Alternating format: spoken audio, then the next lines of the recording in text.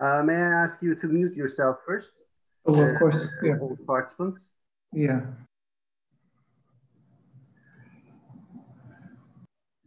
Okay, we are now live. Let me share the YouTube link on Twitter first.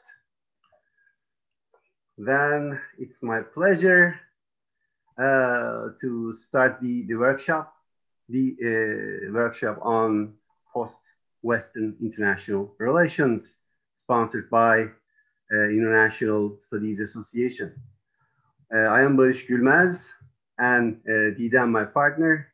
We are tuning in from Izmir, the lovely city, the west coastal city of Turkey. And we are so honored to be among very distinguished guest speakers for today's occasion. And we're so excited to hold this session with you guys. And well, first off, hear. Okay. First off, we are going to, have a keynote session, followed by two panels, ensuing panels. Then hopefully we're going to have some time for discussion, Q&A sessions as well. The followers from YouTube, could you please use the chat channel on YouTube to ask your questions and comments? We will try to, ask your questions, as much as we can. Now I'm, Didem is, well, technically just beside me. So I am leaving the floor to you first, Didem.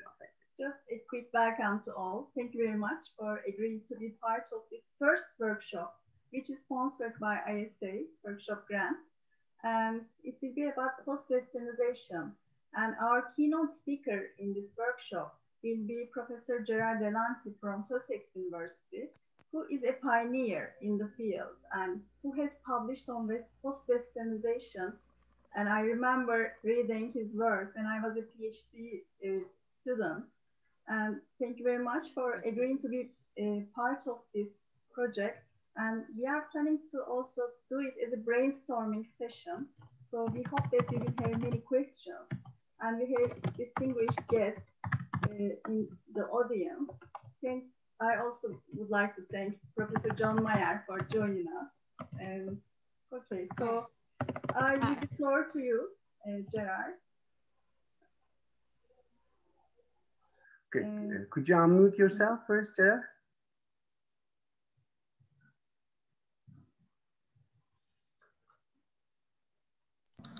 Yes. Okay, now I'm unmuted. Yeah, well, thank you very much and for inviting me and to you, Didem and S.Baris. It's a pleasure to talk to you. Of course, it would be extremely nice if we were doing it in person as we originally planned a year ago in Honolulu, but that's unfortunately not possible. And well, I'm not the best at these Zoom events, but I'll do my best to articulate my ideas. And yeah, so this whole idea of post-Western age, I used this term myself in a paper in 2003, the making of a post-Western Europe. And yeah, I don't think I'm the only one to use that idea, and I used it subsequently in some writings of mine in the years that followed. And well, it's quite interesting to be asked to return to it now, quite a bit later in slightly changed circumstances. And yeah, so my talk is, which I've written out, I'm very happy to send it to anyone who has not already received it, is an attempt to clarify what it actually really means to speak of the current age as post-Western. And I think one shouldn't make too much of the concept, one shouldn't overgeneralize it. It needs to be a little bit qualified and defined. So, but I do think the term has still some advantages over others in capturing the times in which we live, and perhaps is more meaningful than some notions like the global age or a new world order or something of that nature. It also captures the trend towards plurality and the much discussed shift towards Asia as the epicenter of wealth supremacy today. But of course, terms with post preceding them or by definition not very, very clear. The substance of the term needs to be clarified. Yeah, so that's what I'm going to do, and I'm basically going to do this in 3 steps with some conclusions at the end. Obviously, the term post-Western presupposes the Western age, so I'll begin by elucidating what I think the Western age might be. Obviously, one could go on about this forever, so I'll just try to pick out what I think might be a few markers of the notion of a Western age in order to discuss a post-Western age. It makes no sense, in my view, to talk about a post-Western age if we're not in some agreement about what the Western age is or was. Yeah, so I will do that as briefly as I can with respect to the notion of modernity and making the claim that modernity has been a Western influenced age. Now, in making that claim, of course, I acknowledge what is now extremely clear from global history, transnational history, the interconnected nature of societies and cultures. But to make this claim is also to recognize the fact of different units that interact. And of course, as they interact, they change as a result of the interactions and the resulting entanglements.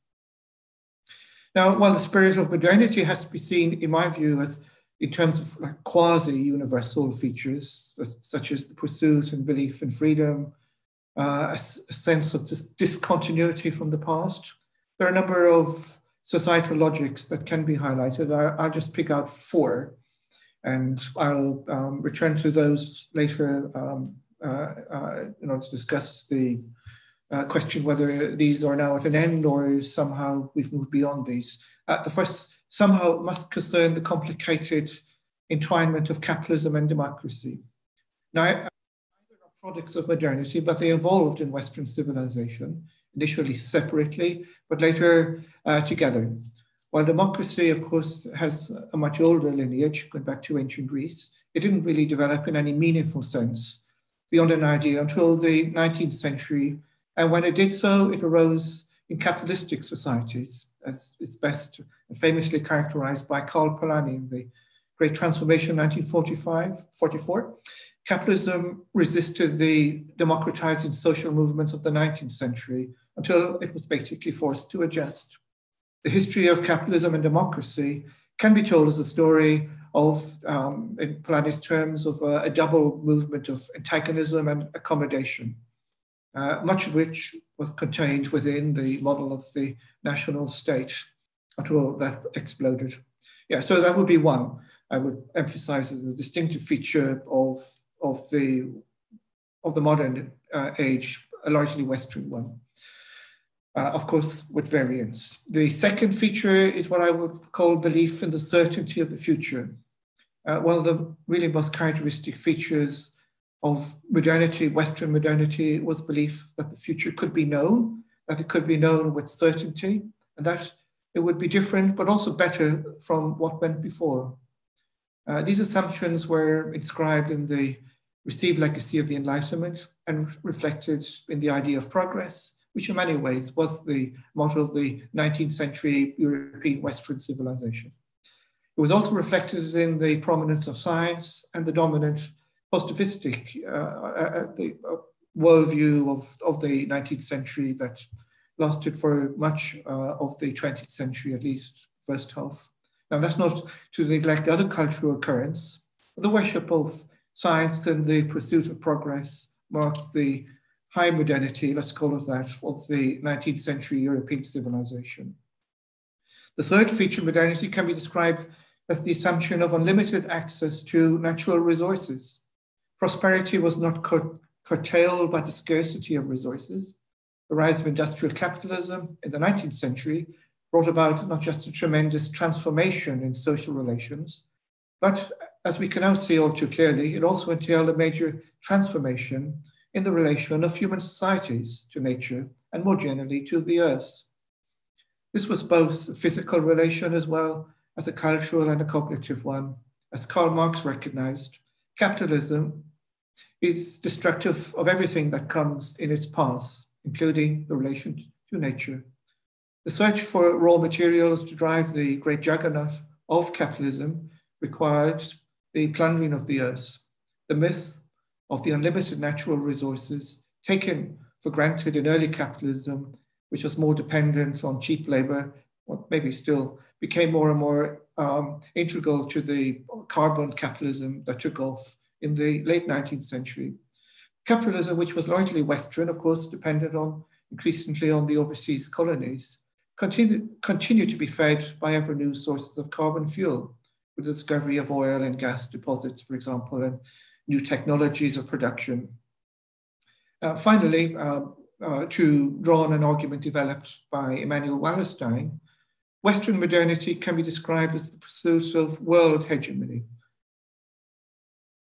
beginning with Portugal and Spain, the well-known story, then the rise of Britain in the 18th century, which overtook the other rival powers from the Netherlands and France. And after 1918, the United States of America, modernity became effectively a Western program driven by a hegemon. It's true, of course, that no power has ever become truly hegemonic in eliminating others, or that Western powers never gained total hegemony. Large swathes of the world remained outside the Western controlled areas. Now, clearly one could say much more about modernity, but these are what I would see as some of the salient features of modernity in what was an age that was largely Western. Now, today, I think there are good reasons to say that era has come to an end, and with it, the post-Western age. And I'll come back to that in a moment. Now, the second strand of my talk is to try to identify what is a post-Western age, just on the basis of obviously an extremely rudimentary sketch of what might be described as the modern age as being a Western one.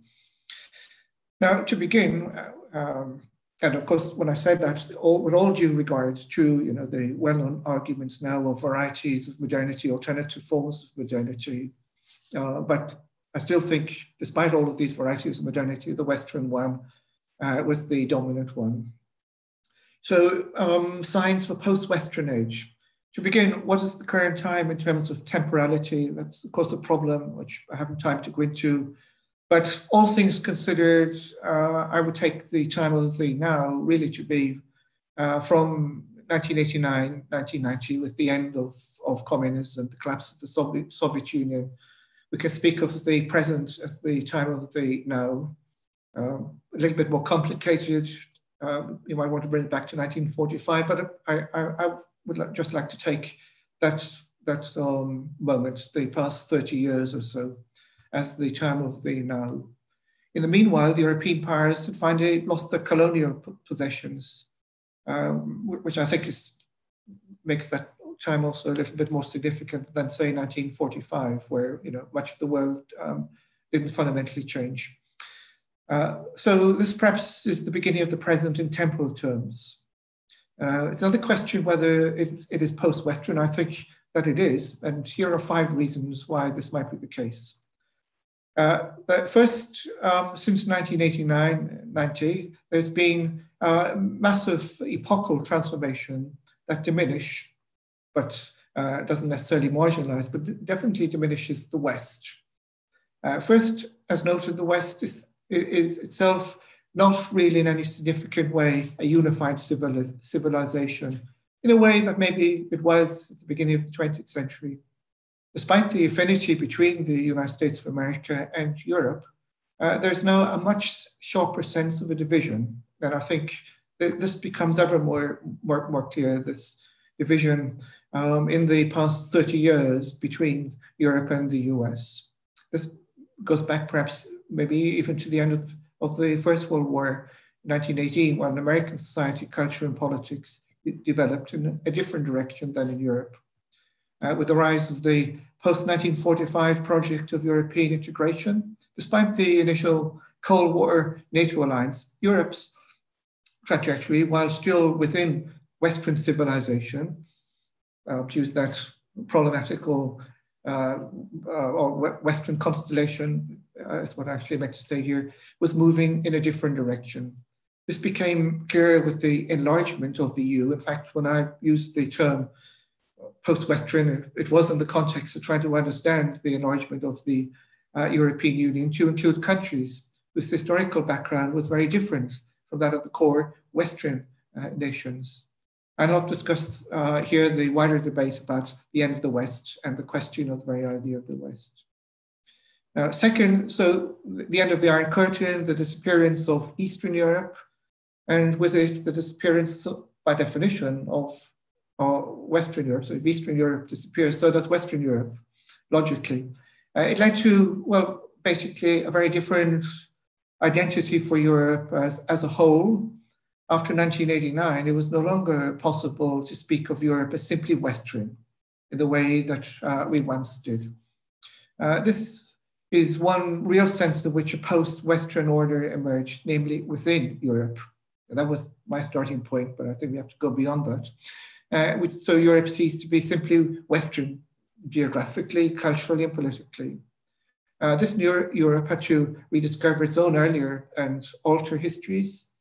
Much has happened since that, I suppose, rather forward-looking decade of the 1990s and the early 2000s, background to my 2003 paper.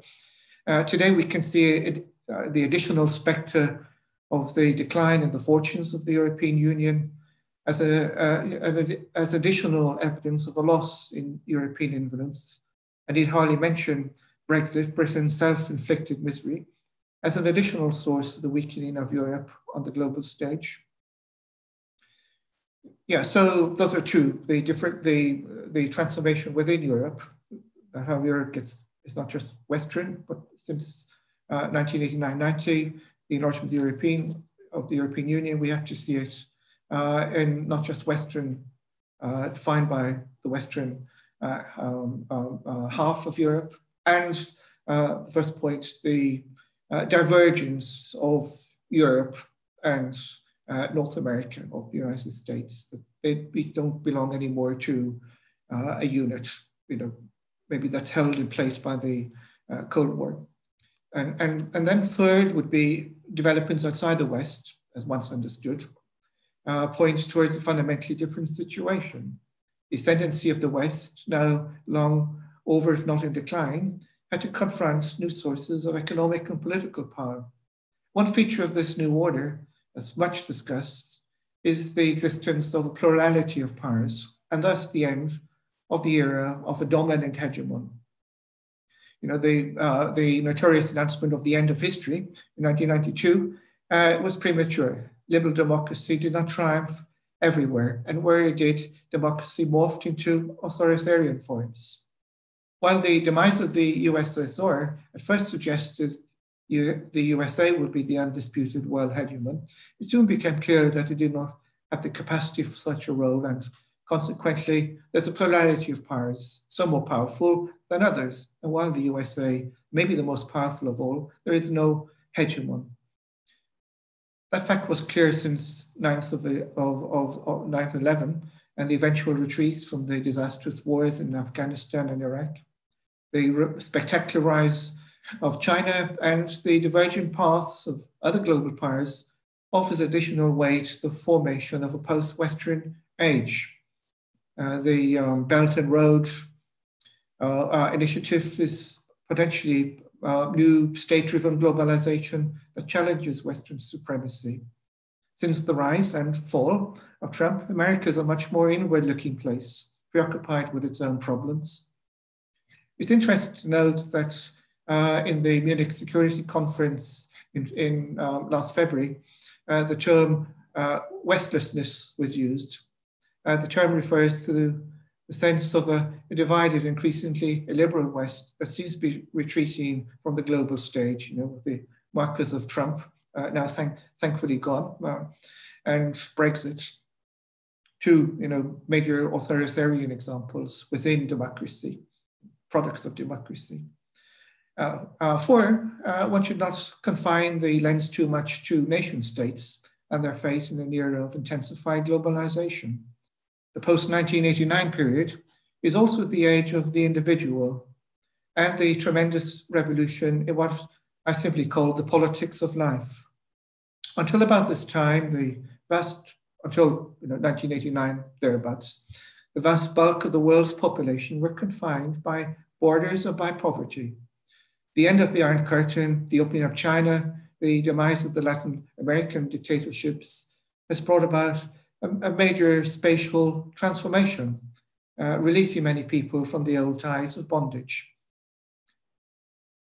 The post-Western world is a world of global mobility for many, because the brakes are on now with COVID and all of that, though by no means for all, certainly not for all those trapped in poverty in Africa. And that ship that got stuck in the Suez Canal the other day is perhaps maybe a metaphor for globalization getting a bit stuck, but for how long? The individual may not be free, but the desire for freedom is greater than before and is served by many new kinds of personalized technology, mobile phones, platforms of all kinds, cheaper air travel, better healthcare, and the spread of human rights. Consciousness of rights and justice and a desire for democracy has now spread to every corner in the world, presenting new challenges to power. And there are also more people in this post-Western world, adding to its turbulence. The world population in 1900, when Europe ruled much of the world, was 1.6 billion. Today it is 7.7 and is estimated to become 9.8 or so billion by the middle of this century. So in sheer numbers, the world is now, as a matter of simple demographic fact, post-Western. Fifth point, an underestimated factor in the discussion about a post-Western age, I think it needs to be brought in, is what I would call the epistemic. This is a time in which new kinds of knowledge are emerging, challenging the supremacy of the kinds of knowledge inherited from the high age of Western modernity, which was a colonial age. Relevant in this context is what's often referred to as the decolonization of the mind, post-coloniality, whatever you want to call it, and the desire for a radically different epistemology, as in the writings of post-colonial theorists, for example, De Sousa Santos and others. Now, it remains to be seen whether such forms of knowledge are genuinely new and non-Western. I think probably not, or more likely perhaps reflect a stage in which modern thought undergoes a critical evaluation of its own presuppositions. The latter happens in my view, but it does nonetheless constitute a transformation in how we view the world.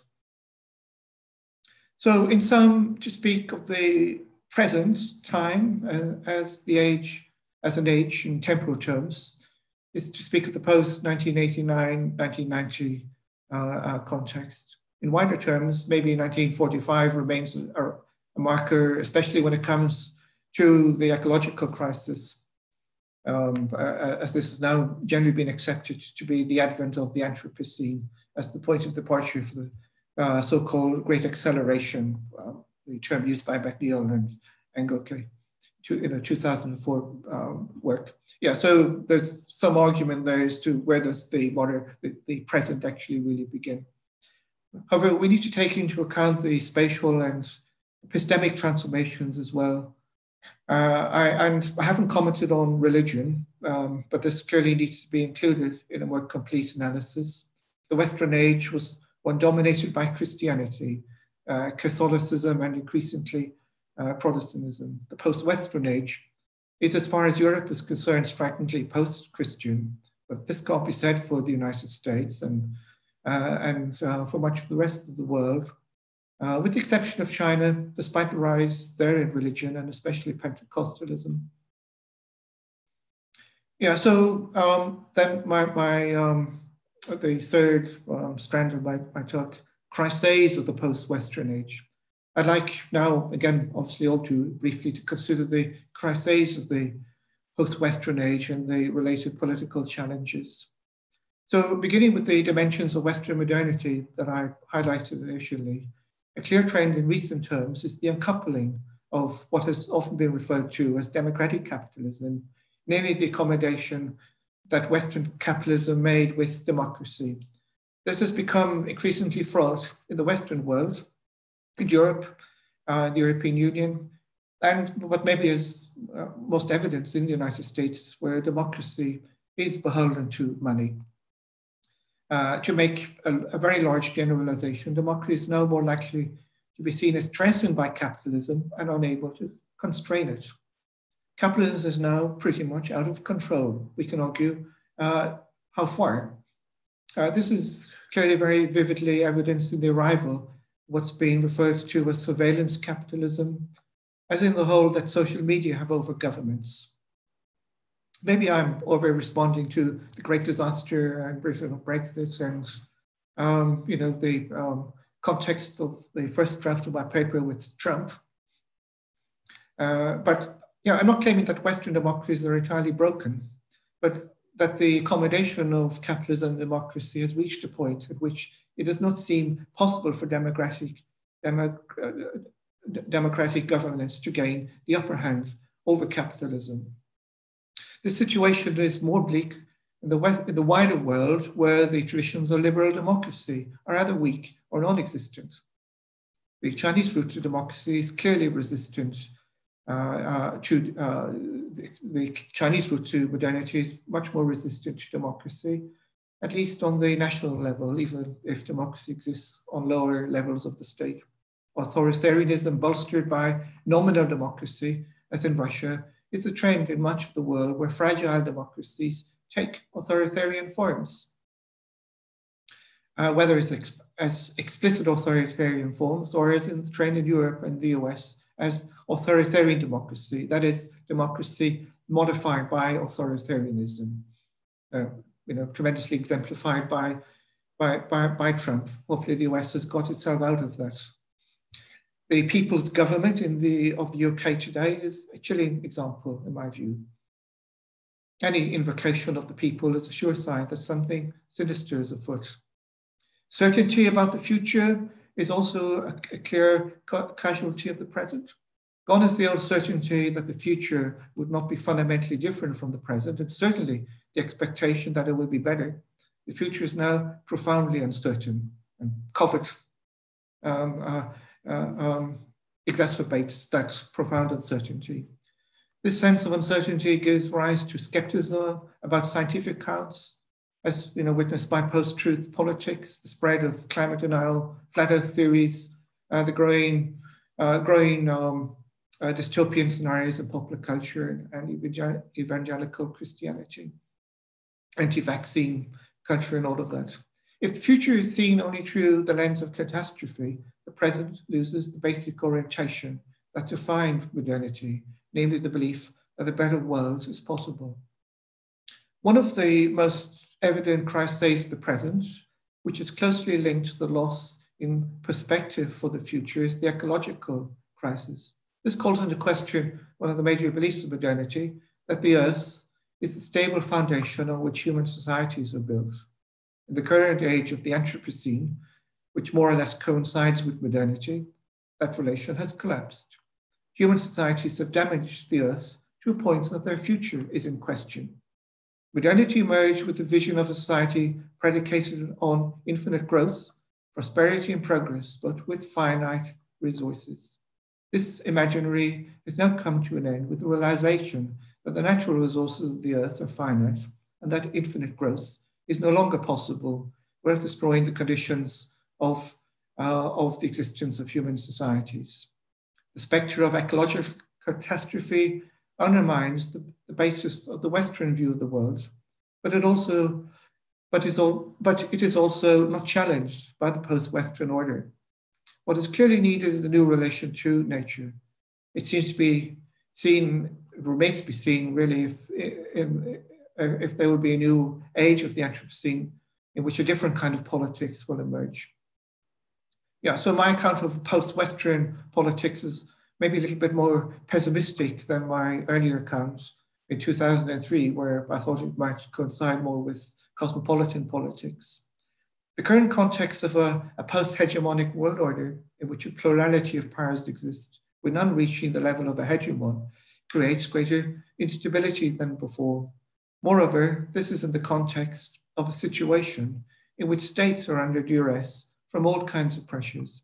The Western age was one in which states were largely in control of their territories, and many were large-scale empires.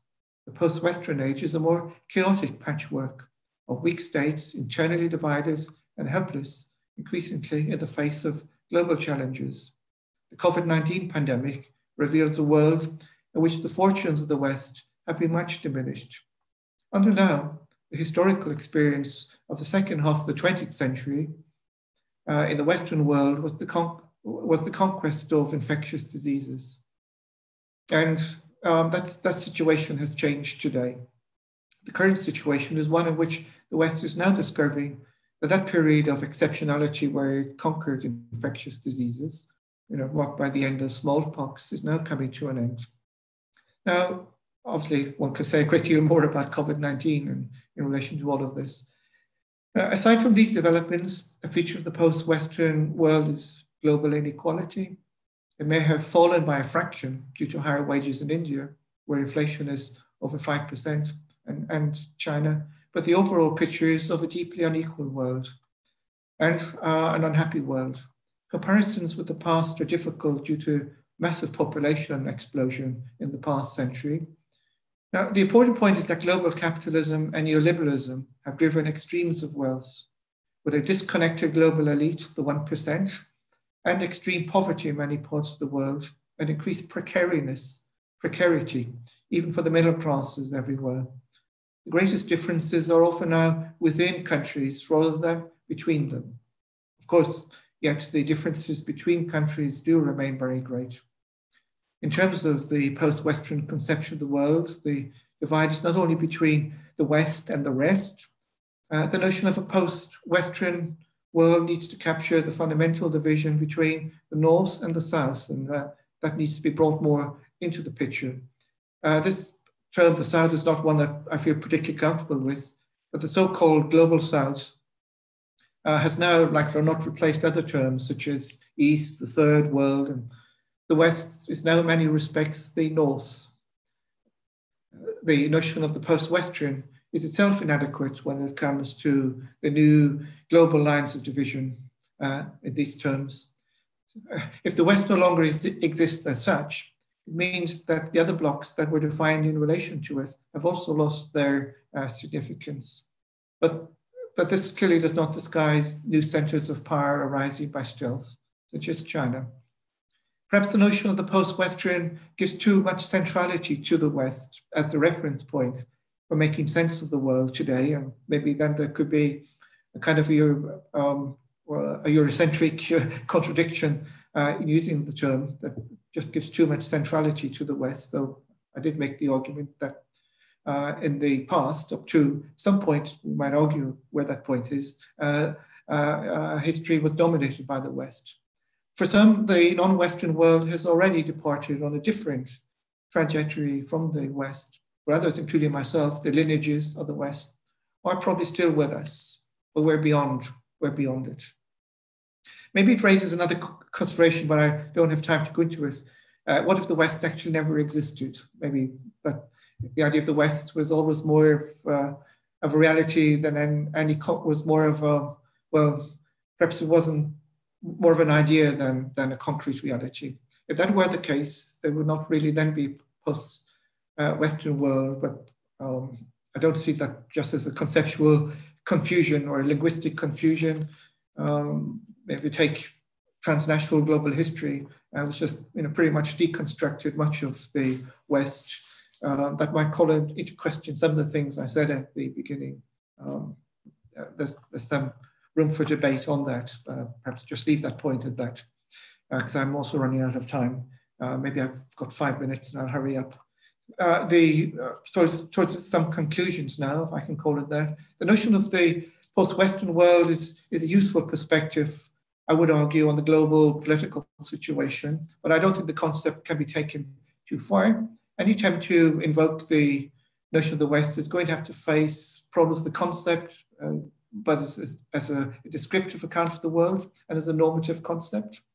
Well, I do not think the notion of the post-Western is a normative concept, or it's never intended to be. It does nonetheless invite a critical perspective. And well, I'm not sure I have enough time in the written version of the paper. I talk about the implications for cosmopolitanism, but I think I had better stop. I just say that very briefly, I would make the point that when I first used the term in that paper in 2003, I would have to be more cautious in its use today. The enlargement of the EU and the movement towards the deepening of the institutions of the European Union pointed, it seemed to me then, in the direction of greater cosmopolitanism, at least in the sense of the decreasing importance of the national state. But I think 2 decades later, we have to be a little bit more realistic about such prospects, because much of the new political landscape was in fact colonized by neoliberalism, and then the financial crisis, 2009, those years, the rise of right-wing populism, and the decline of the old left has led, all things considered, to a more anti-cosmopolitan situation. But nonetheless, cosmopolitan currents are there and are in struggle with the anti-cosmopolitan ones. And as I see it, the post-Western world is now a more unstable and dangerous place than the world left behind. Cosmopolitan trends are met by counter or anti-cosmopolitan ones. It's possible that this conflict will overshadow other ones, such as the conflict between nations, nations versus nations. But by almost every criteria, the differences are growing within states than between them, whether in terms of lifestyles, social chances, social milieus, income, cultural orientations, and so on. However, one should not go back to the days when the West ruled the world. The old cosmopolitanism was the cosmopolitanism of the elites and was largely uncontested within elite culture, even when even nationalists were cosmopolitan. The vast mass of people lived on cosmopolitan lives. Today, cosmopolitanism basically is everywhere. It's no longer the preserve of the elite, but it's part of the lives of many people. Even the poorest have a mobile phone and can organize through WhatsApp or some such platform. Cosmopolitanism is a condition that's become part of social reality. This perhaps accounts for revanchist and demonic nature of political conflict today, resentment against cosmopolitan and post-material trends fuel a new wave of authoritarian politics, with one half of the population pitted against the other half. I think that's vividly the case in the United States, in Brazil, and the UK, to take just 3 examples. The West is in ruins. Most Western societies are now deeply divided. Arguably, as I've said, the divisions within countries are greater than the differences between them, with one half of the population at war with the other half. Yeah, I think I had better stop at this point, and I would maybe add finally that one would have to bring into the picture the influence of climate politics in the world today, and that didn't figure in my older paper, because the post-Western age is also the era of the Anthropocene. And if there's any hope for cosmopolitics in post-Western age, it would surely have to address ecological politics. And well, thank you very much. I think I've maybe slightly exceeded my allocated time. Thank you. Thank you very much, Professor Delante, for this fascinating speech.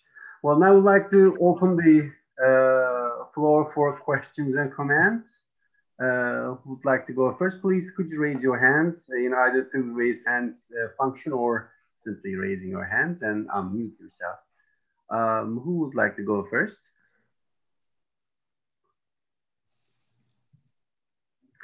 Erika, floor is yours.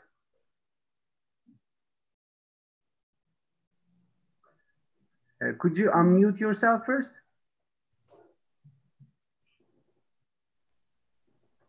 Oh, I do apologize. I've been using mostly WebEx, so instead of Zoom.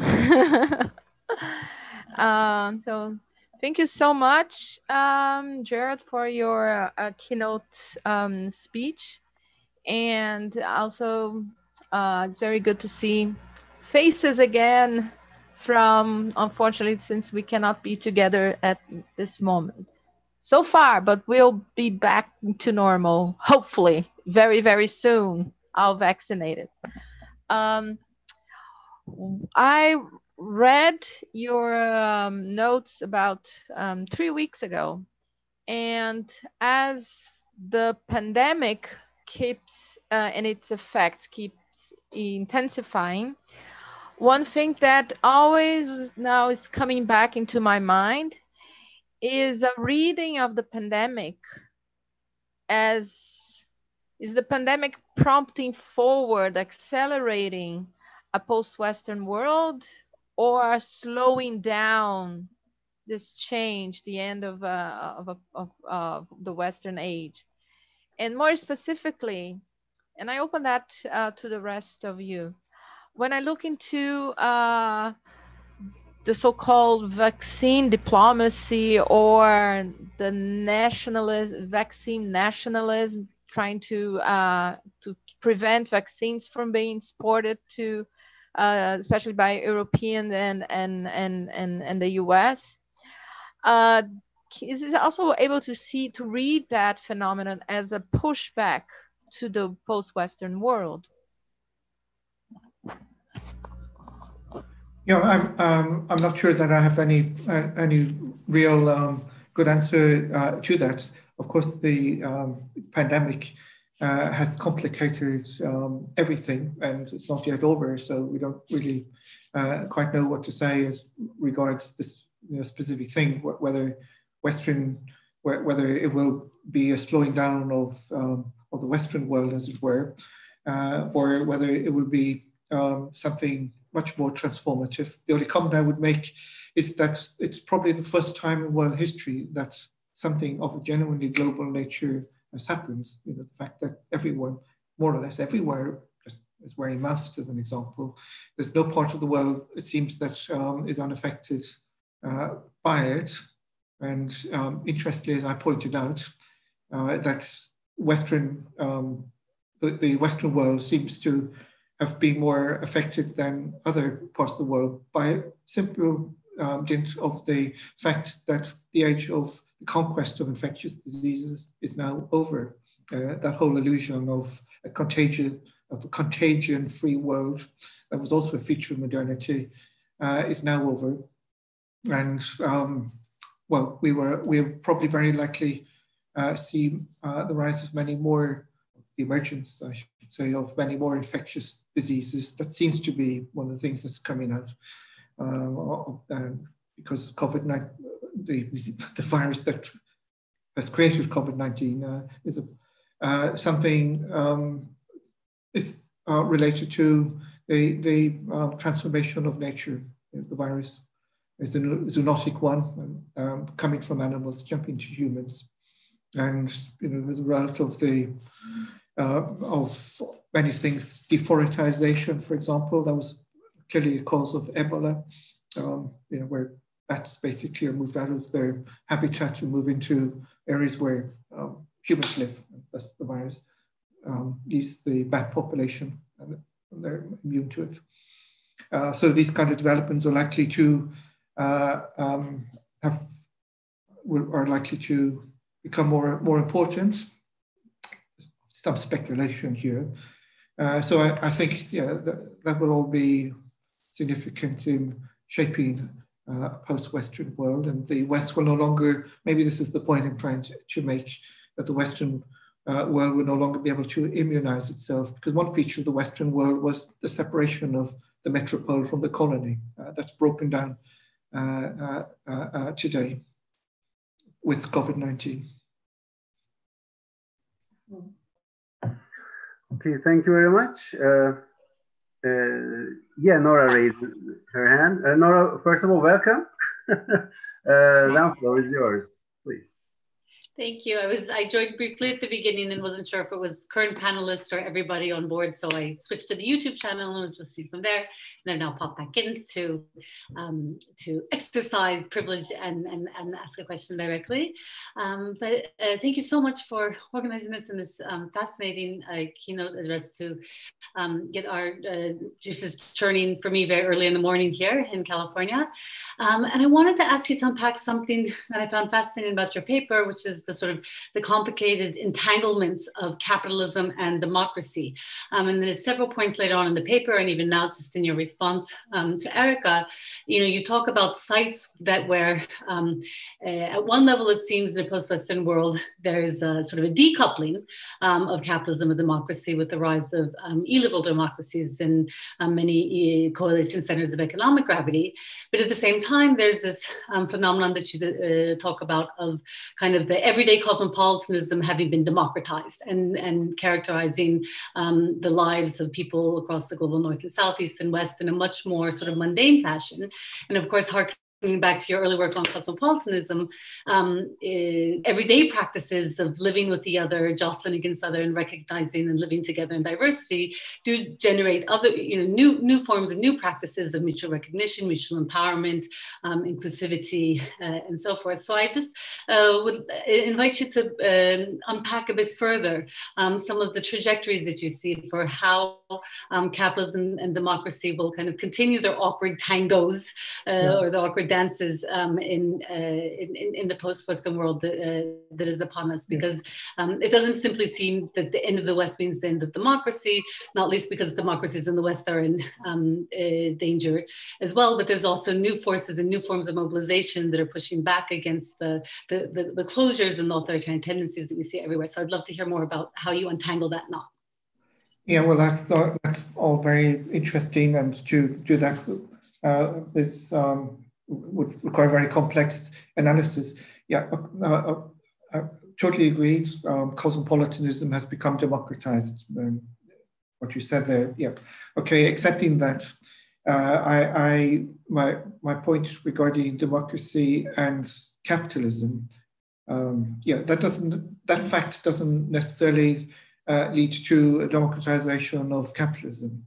And I think that's a feature of the current day, in that, at least as far as Europe is concerned, I've tried to develop this argument elsewhere.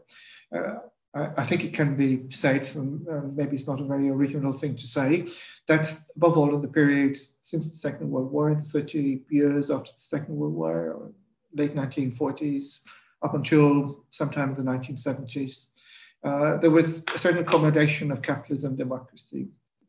Capitalism accommodated democracy, and democracy made adjustments for capitalism. And that was of course made possible by the particular form that capitalism took in this period, industrial capitalism, predominantly male industrial work, and relatively limited immigration that could be contained by the European welfare states. And of course, the post-Second World War boom, the context of the Cold War. It was a cozy, enclosed world, capitalism and democracy, making possible democratic capitalism. Now, that unraveled slowly in the 1980s, though the explosion was saved until, well, it finally did all explode around about 2009 with the financial crash as a result of the mounting of public debt, and then the transformation of public debt into private debt.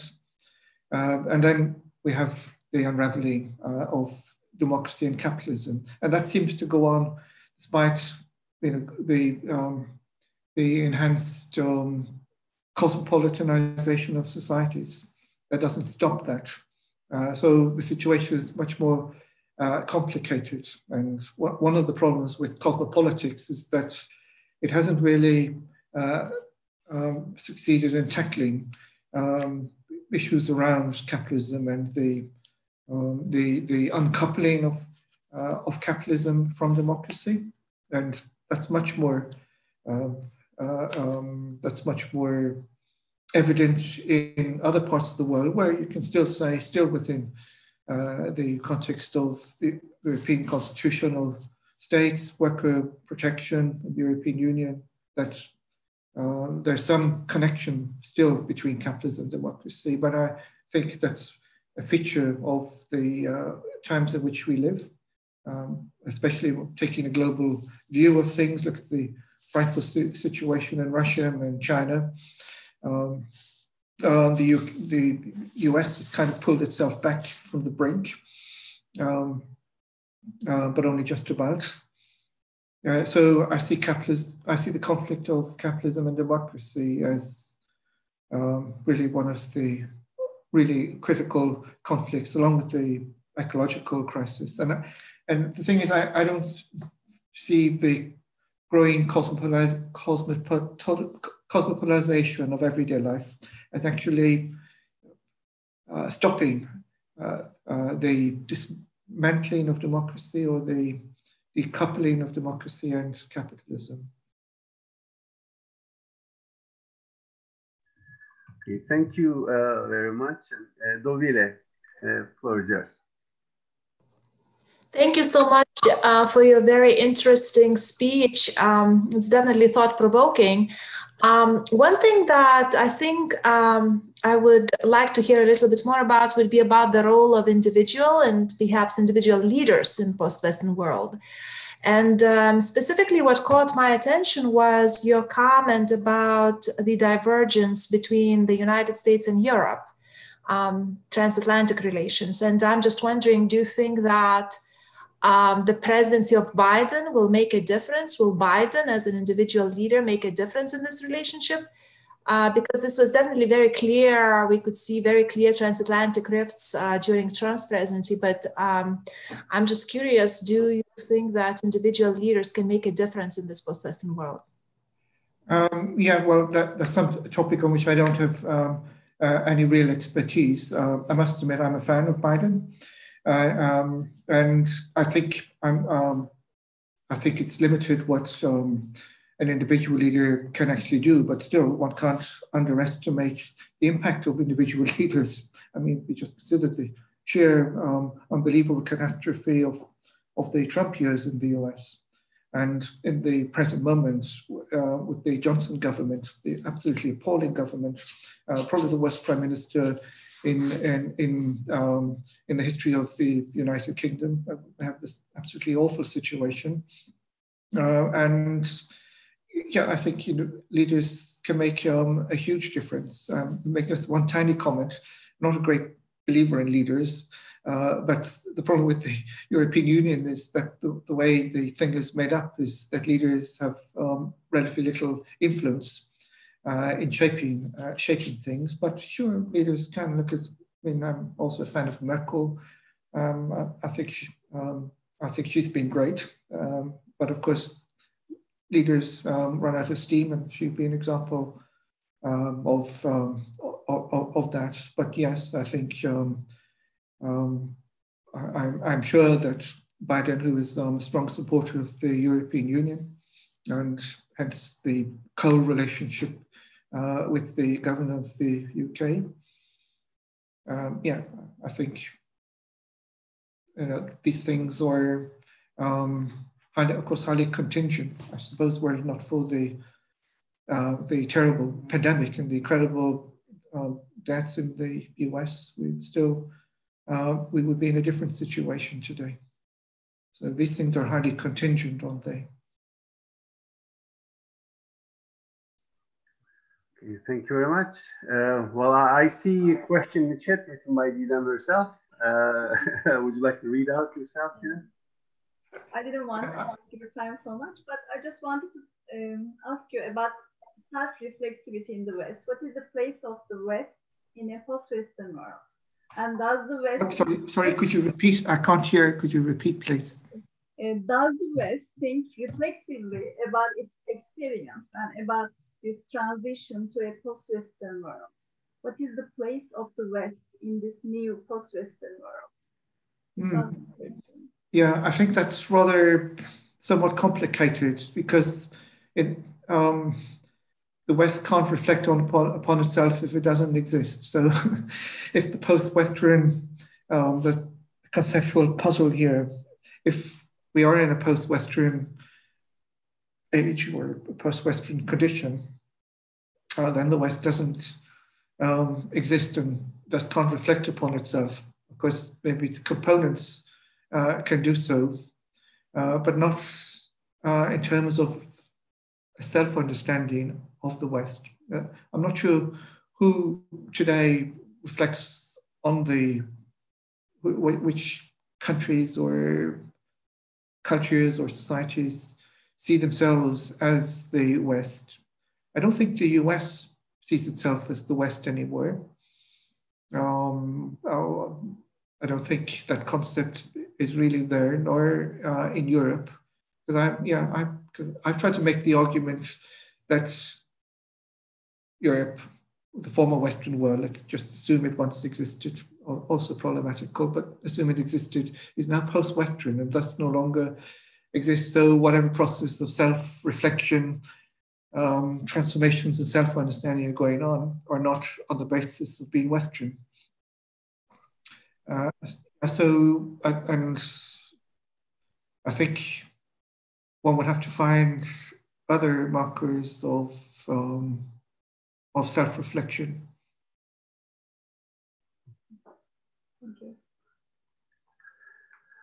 Okay, I think we can have room for one final question or comment.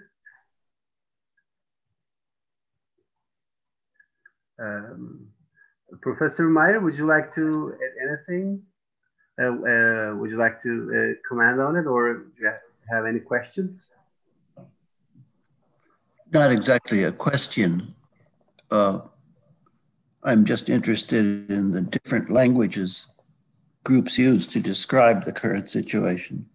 Some talk about populism, some talk about illiberalism, post-liberalism. And I'm just interested in, today I hear post-Western. So people sometimes say post-Christian or post-anti-American. I mean, there are different codifications which are interesting. And that's just a comment, and I'm interested to hear the discussion of post-Westernism. Yeah, good. Thank you. Good comment. Well, that's, one of the things we're grappling what can be used to characterize the current time.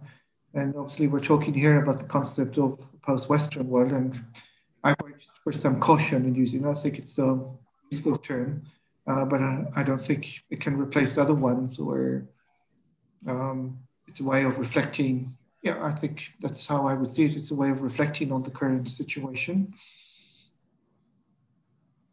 and a way of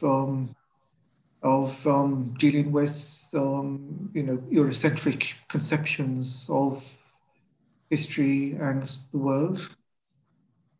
Even though there is that problem I mentioned, that it could be accused of being, in that sense, contradictory in over-stressing the Western legacy.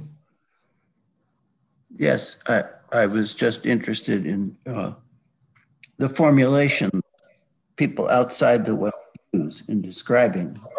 Yeah. And when they say post-Western or post-Christian or anti-American, anti-liberal, or liberal, it's just very interesting to see how there's a lack of consensus in the wider world about language to describe some of the same phenomena. And that's interesting. Yeah, sure. I just add to that. It is problematical, like telling people in China that they should be using the word post-Western when they probably never conceived of themselves as Western. So, what does it actually mean? So for that reason, there is a need for greater reflexivity in such terms. Perhaps I would leave it at that. Yeah, thank you. Yeah, thank you. Well, thank you very much for all the questions and comments. And Gerard, thank you for this insightful speech and your answers to the questions. Well, now I think it's time for us to move on to our panels. Well, first off, well, we're going to have 5 speakers, and Dovile is going to be moderating the session. So on to you, Dovile. Thank you. Thank you so much. I'm delighted to serve as a moderator for this fascinating session. And I was going to suggest that each speaker has about 10 to 12 minutes. And if you're going over time, I'll send you a message. And after we listen to the presentations, perhaps we can have a Q&A session. So I would suggest taking notes. I would suggest saving the questions after we hear the 5 presentations to make sure that we save time for the discussion. So I'd like to invite Christian Kaunert from the University of South Wales.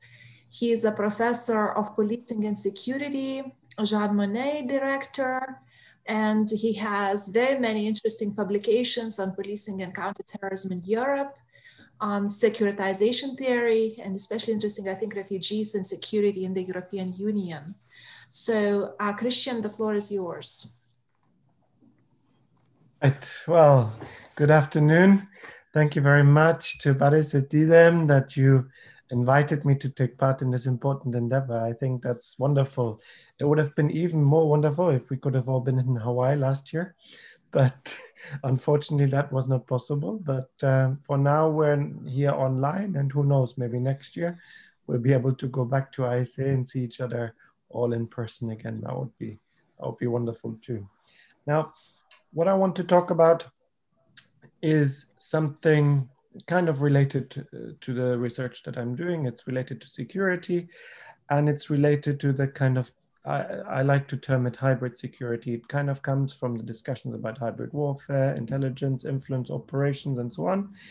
But I want to look at it from the Western vulnerabilities. And it is actually inspired from some of my work that I did on refugees, refugee security, and the European Union. In particular, the notion how refugees, by virtue of having been securitized inside the European Union, have then become a vulnerability of the European Union that has been used by outside actors. But let's just start from the beginning, where I want to tell you a little bit about the general challenge that obviously Western European democracies are facing. And there's a twin challenge, if you like. I mean, obviously, this is all in line with what we've heard previously, but of course, we have a systemic and a societal challenge in that we see increasingly the media being transformed. We see traditional media increasingly being weakened. There's more and more the terminology of, as we've heard, the post-truth world. In German, the far right uses the term Lügenpresse when it talks about the media, the traditional media. That is also a term that was used in the 1930s, by the way. And that is increasingly something that is undermining, if you like, the traditional gatekeepers to the public conversation, if you like. We also have a strategic long-term threat that Western democracies are perceiving in authoritarian adversaries, you might say, such as Russia, for instance, such as China, that are perceived to be undermining Western democracies from the inside through what we can describe as political warfare, where in a sense all sorts of vulnerabilities can be weaponized and can be exploited when it comes to detection, response, and so on. Now, in terms of Russian influence, this can be seen. I mean, I'm just taking Russia, but I could be talking about China. I could be talking about a number of different actors. I just take Russia, not because I want to pick on Russia. This influence is seen in terms of propaganda efforts, where on the one hand, it is being portrayed as very positively compared to the West. So there's a certain positive image that is perhaps falsely created, perhaps building on actual real events. There's a certain disinformation campaigns where Western audiences and Western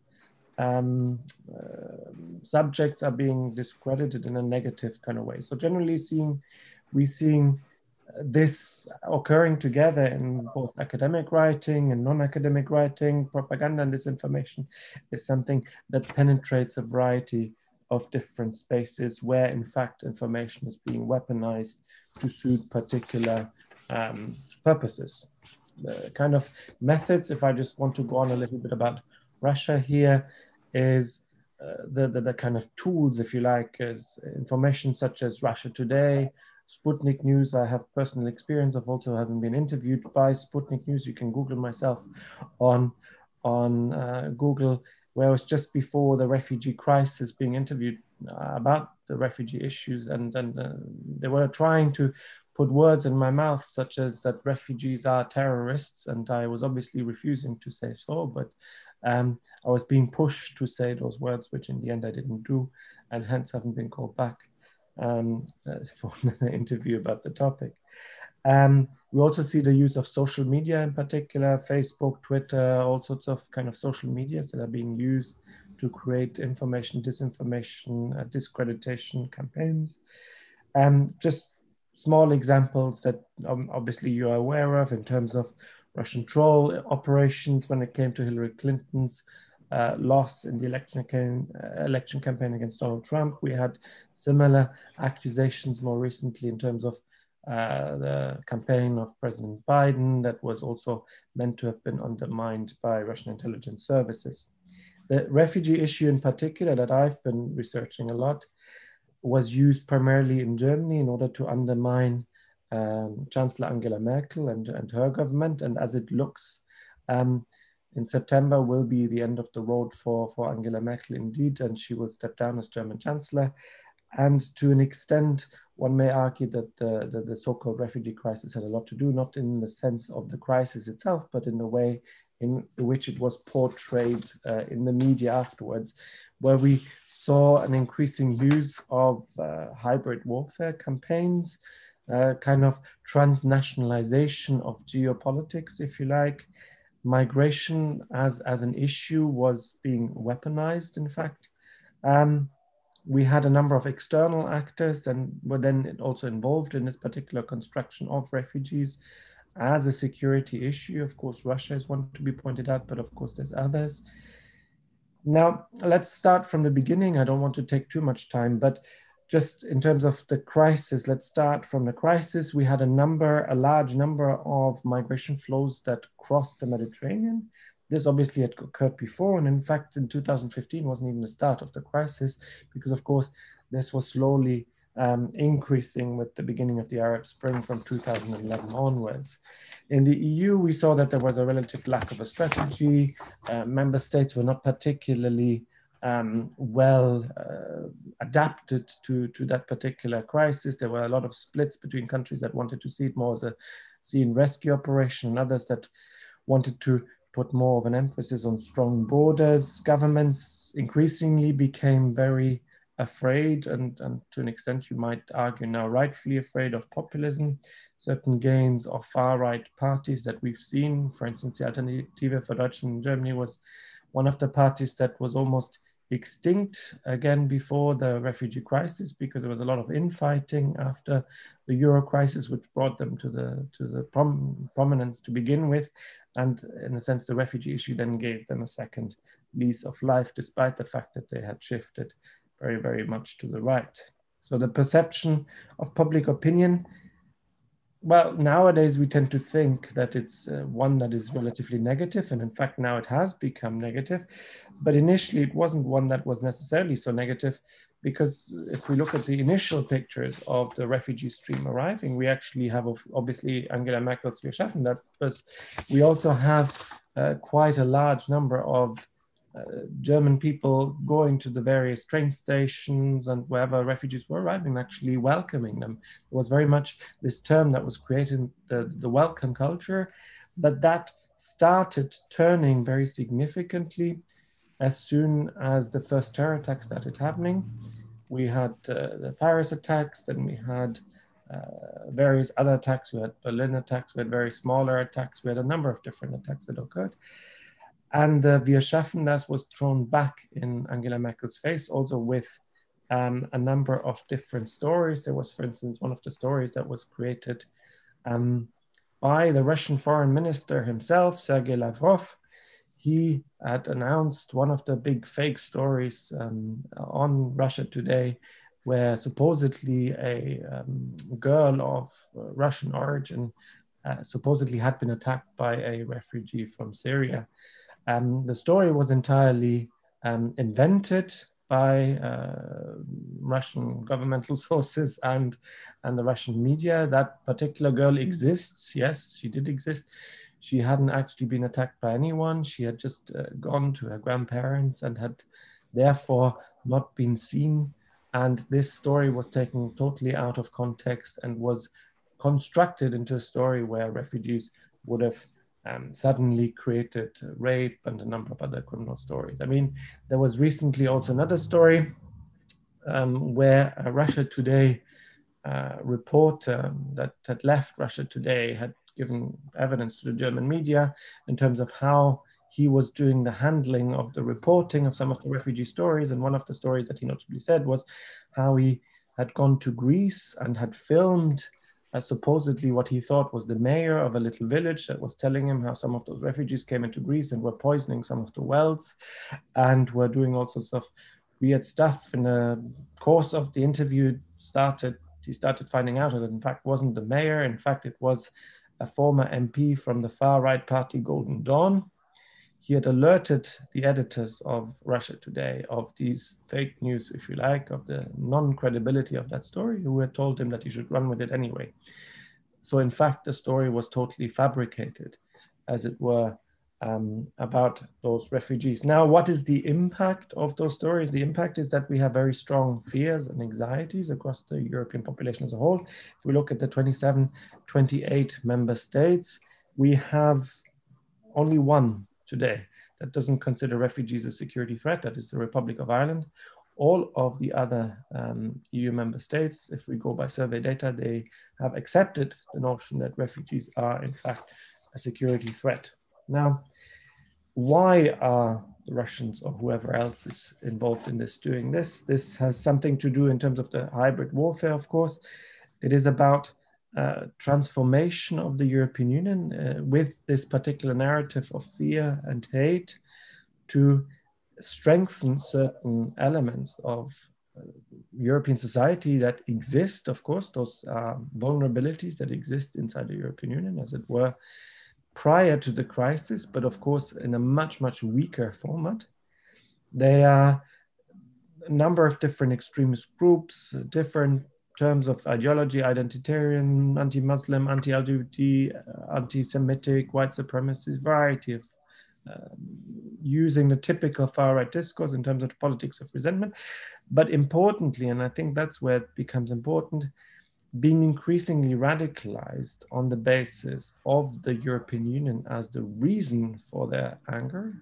Elite, the European Union, is this construct that is causing, in their own discourse, in their own self-perception, the radicalization. And here, this of course helps within the Russian, the Russian hybrid warfare to hit on those vulnerabilities, to use the information warfare, and in a sense to break the spirit of the adversary in terms of the gradual erosion of culture, values, self-esteem, and to corrupt and undermine, in a sense, the political system that we have based on information warfare. So I'll stop at this point because I think there's a lot of more interesting presentations to come. So thank you very much for listening, and I'm looking forward to hearing from you. Thank you.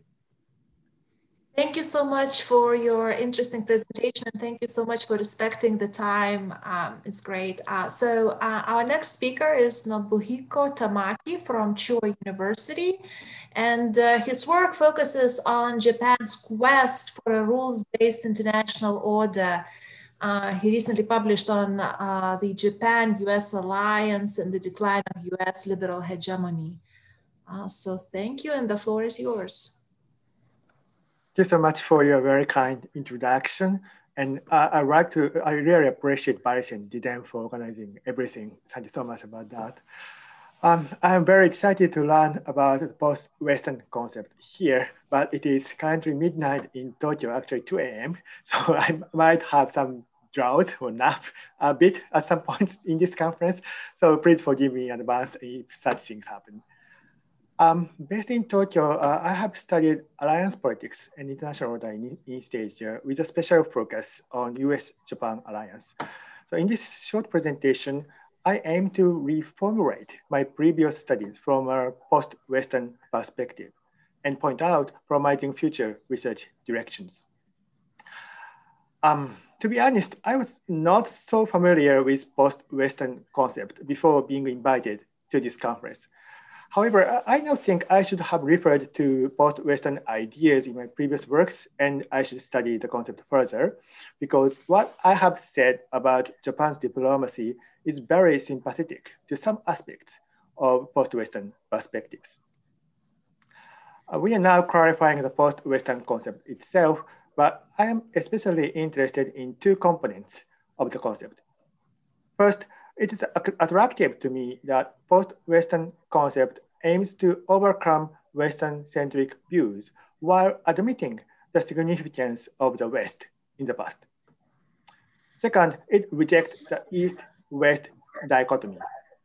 Those two elements lead us to focus on the interactions and frictions among various actors, both Western and non-Western, over the Western origin international order.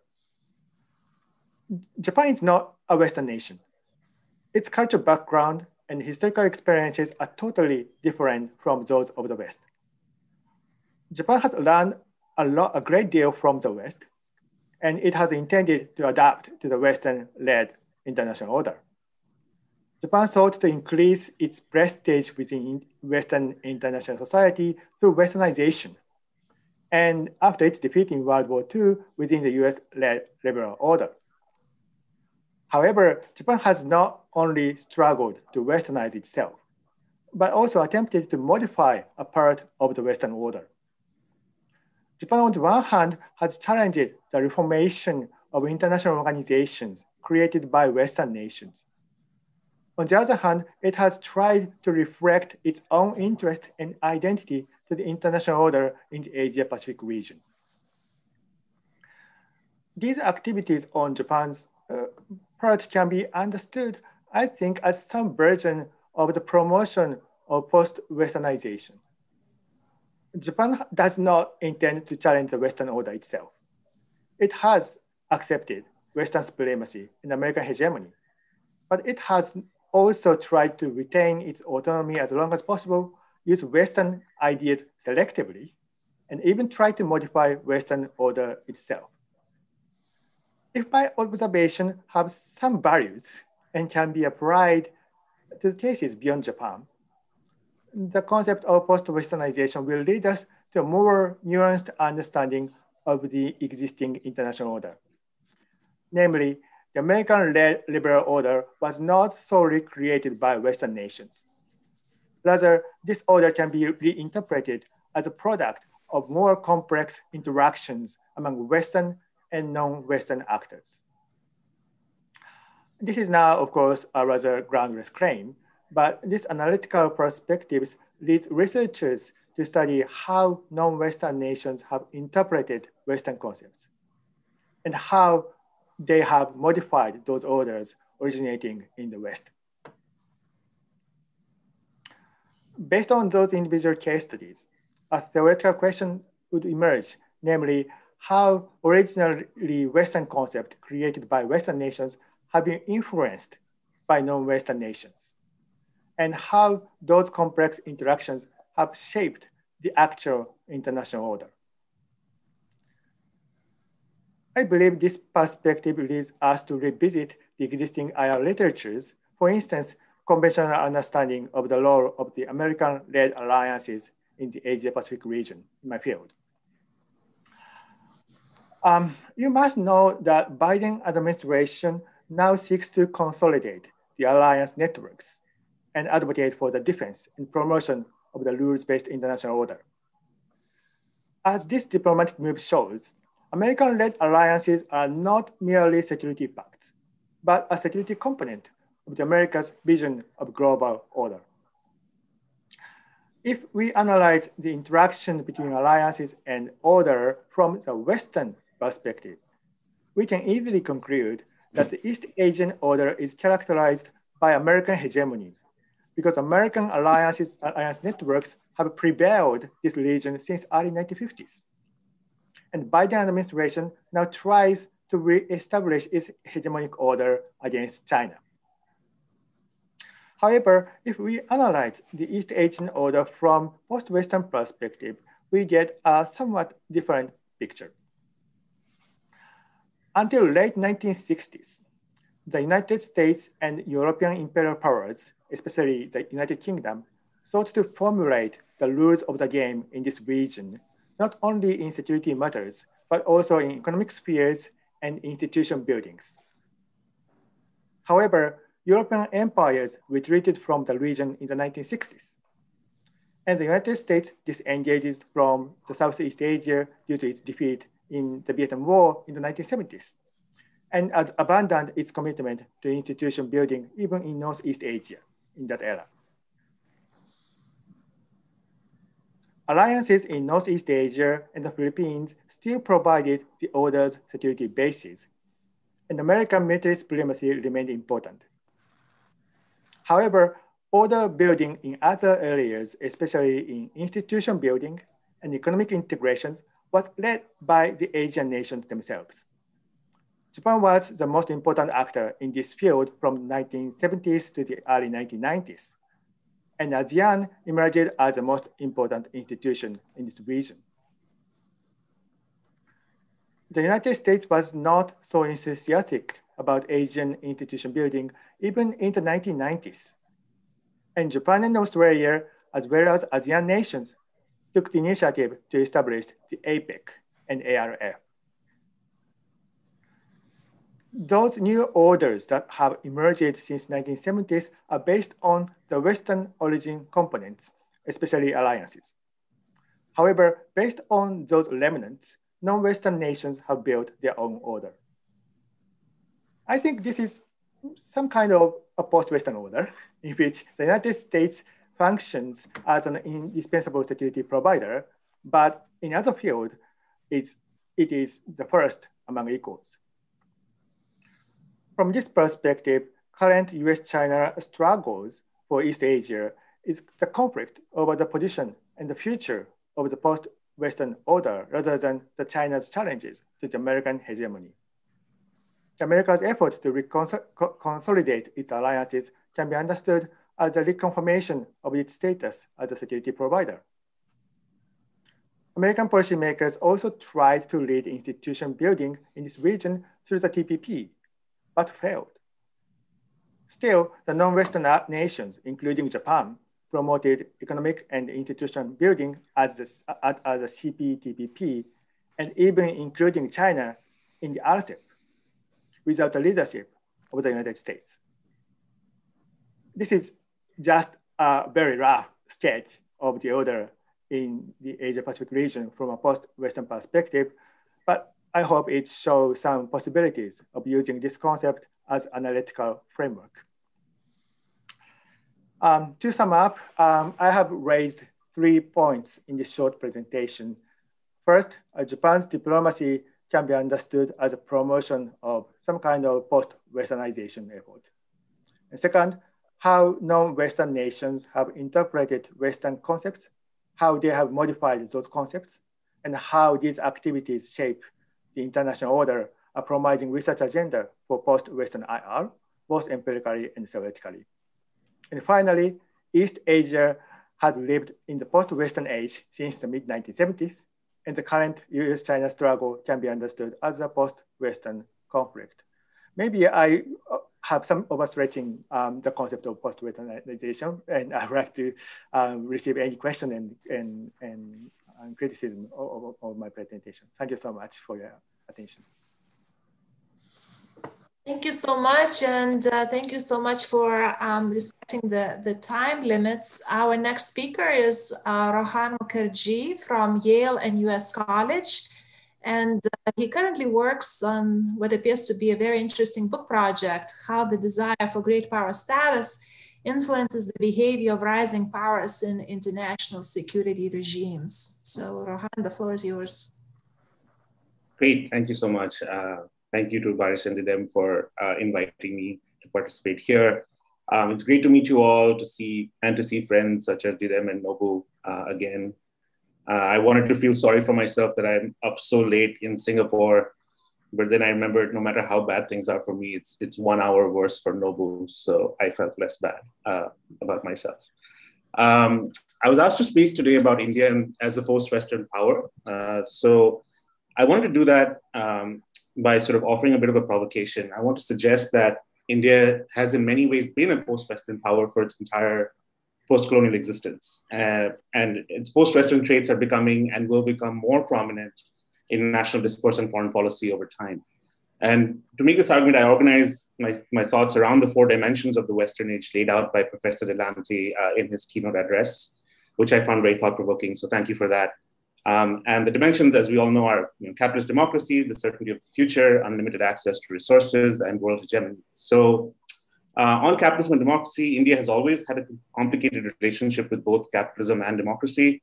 For most of the Cold War in India, these two systems were thinly layered onto a society that had many other preoccupations, such as building a competent state, managing competing ethnic claims on the state, and reconciling the need for political unity with a federal constitutional structure. Modern Indian capitalism has never approximated the Western free market ideal, with the state maintaining significant controls on various parts of the economy through a complex web of regulations and licensing. The result has been the emergence of crony capitalism, which occasionally shows signs of lurching in the direction of state-directed economic policy of the Korean or Japanese variety. Of course, as Professor Delante noted, Western modernity was itself built on the accommodation of capitalism and democracy as the state that capital has to accommodate, and vice versa. Modern Indian democracy similarly has never approximated the ideals of Western representative government. As with the West, modern democracy in India began as an elite project, but Indian democracy was radically different because it constituted every single Indian citizen as politically equal all at once, not in the process of or the course of successive generations, as was the case in places like Britain and the United States. So when seen in the context of India's broader social diversity, this simultaneous empowerment of all individuals and groups is both more purely democratic, but also more susceptible to conflict through an ever greater politicization of social relationships, to borrow a phrase from the Indian political theorist Pratap Mehta. So the politicization of identity in India, combined with the inability of Indian institutions to fully meet the various competing social demands placed on it, has led to growing dissatisfaction with democracy in its Western form. So Western-style democracy, with its emphasis on liberal values, individual rights, and secularism, is increasingly seen as incapable of governing the deep communitarian divisions within the Indian polity. And on a more functional level, the frequent policy gridlock produced by social complexity in a democratic system has led to a deep-seated desire among Indians for stronger political leadership. So the current regime in India is actually an expression of deeper historical forces that have been unleashed in the post-Western world through economic and social change. India's arrival in this age, in the post-Western age, has been marked by rapid economic growth and accompanying changes in social relationships along the dimensions of caste, religion, and language. More broadly, Indian society is empowered by finance, technology, telecommunications, in ways that have enabled new forms of political mobilization and social organization. So the revival of Hindu nationalism in India is therefore a projection of a more confident and capable demographic majority that seeks to tap into deeper and older non-Western sources of identity and social political organization. India's new elites increasingly speak of India as a civilizational state, which signifies a socio-political entity with deep historical and cultural roots upon which the nation state has been imposed as a colonial and Western construct. So while much commentary by Western observers and intellectuals of the sort of older tradition portrays this societal change as purely the result of cynical politics by the BJP and Prime Minister Narendra Modi, in fact, these traditions of thought have long swirled under the surface of public and private life in India. And the BJP's resurgence is in significant part due to the political expression of these long unarticulated societal preferences. And I think to treat it otherwise would be a mistake. And I think it would be to mistake the fundamentally post-Western direction of Indian society and politics. So what does this all mean for India as a post-Western power on the world stage? Here we can think in terms of the second dimension of modernity described by Professor Delanty. With regard to the future, India's political leadership is certain that India's place will be assured in the great power club. There's a sense of optimism that as the West declines in its material and cultural hegemony, key spaces will open up for India to pursue its own destiny, unencumbered by Western expectations tied to particular models of capitalism and democracy. This optimism stems in part from the impressive economic growth India has engineered and experienced since the end of the Cold War. It also originates in the so-called demographic dividend, whereby among the major powers, India has the largest proportion of population below the age of 15 yet to enter the workforce.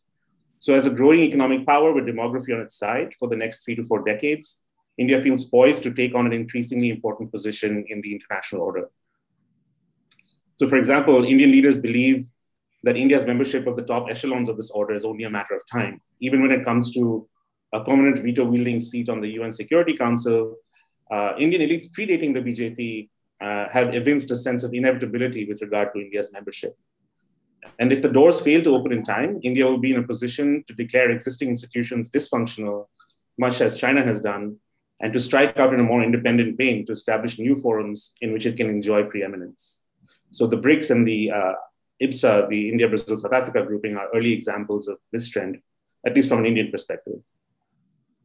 So despite being a democratic capitalist state of some sort, India has never truly been at home in the Western-led international order. And indeed, it's never been treated as a true insider of that club. And so this fact weighs on the minds of Indian decision makers who view with considerable suspicion current efforts by the West to cultivate India as a material counterweight and an ideological counterpoint to China. And it's evident to anyone with a sense of history that the West today would not be so interested in India if it were not for their fears about China's rise.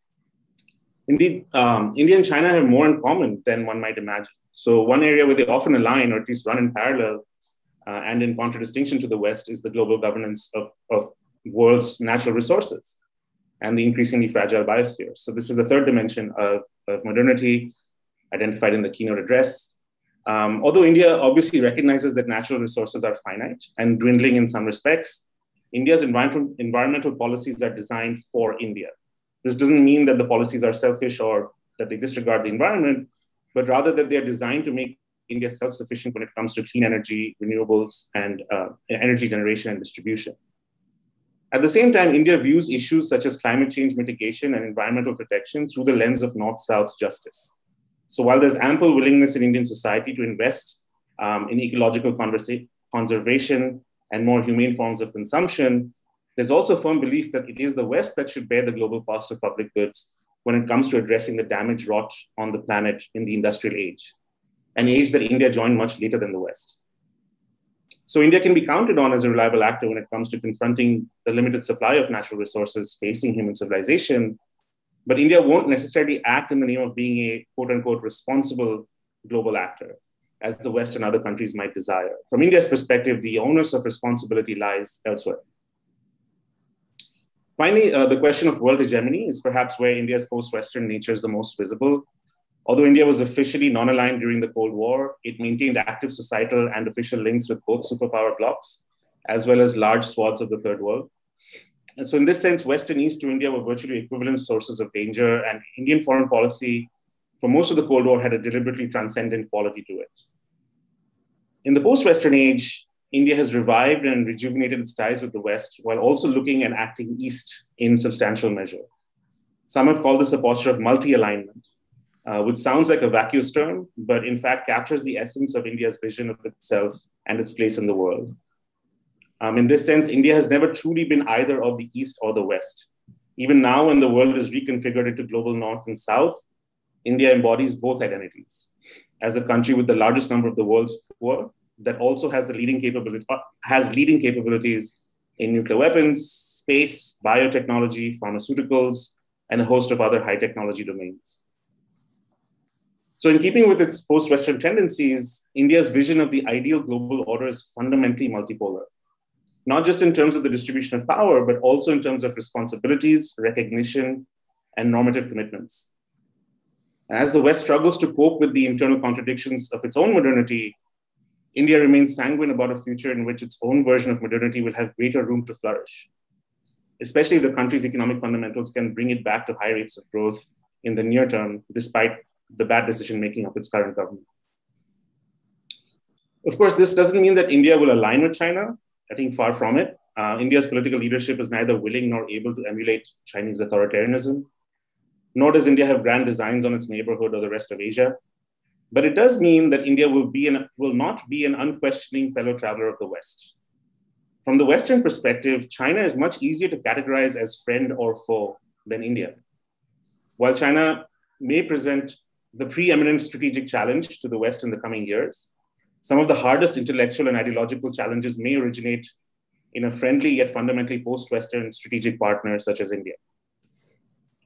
And so in the final analysis, as capitalism militates against democracy in the West and Western societies grow pessimistic about a future of finite resources and diminished global influence, India remains optimistic because it has, in a sense, always been post-Western. So to a country where the state has traditionally been antagonistic towards capital, where democracy has had to contend with deep social cleavages, and where natural resources have always been scarce, a future in which a similar set of circumstances threatens the West is at best an opportunity to make the world more hospitable for India's own aspirations, and at worst, a source of post-colonial consolation. So I'll stop there. Thank you. Thank you so much. It's great that we're actually definitely keeping the time. So our next speaker is Erica Resende from Brazilian War College, and she has written extensively on the United States, war on terrorism, 9/11 and trauma, on IR theory, foreign policy discursive practices, and I'm delighted that we have co-edited several works, including works on trauma and memory in international relations and also crises in international relations. So Erica, the floor is yours.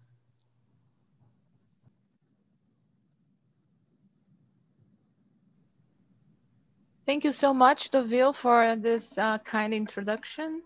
And I thank my fellow panelists for dedicating the afternoon / evening / night, early morning, depending on the time difference, to join us here. Well, what I have chosen to address in this very short conversation we are doing that we're doing right now is a reflection on the very concept of Western and what it means to be Western or not Western. And also speaking from Brazil, a Latin America country, just how ambiguous and fuzzy and slippery the very notion of being Western means for us, whether sometimes we're included as part of the West and sometimes we are not considered Western.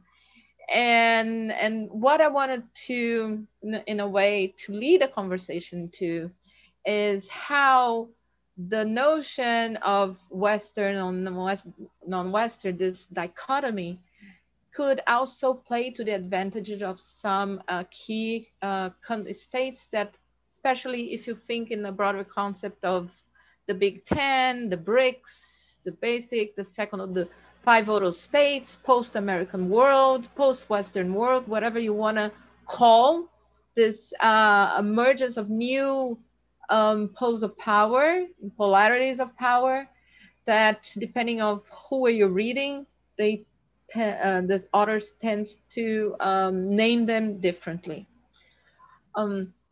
So one specific conversation is that thinking about, from Brazil, what does being Western mean? Are we included as part of this Western world or not?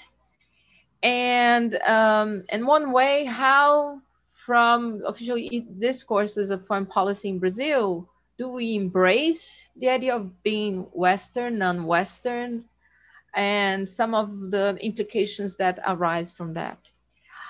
Because I feel, and I'm joined by a group of colleagues here in Brazil, is that the label Western, and as well as the opposite non-Western, is a label that some countries, some regions do not particularly fit into. We feel a little bit uneasy and uncomfortable with it. Perhaps because some of us more critical see the notion of Western, non-Western as a specific disciplining, the way of disciplining the how do you insert and the states fit the specific role in the international system. West, being Western civilization it's a very contested concept.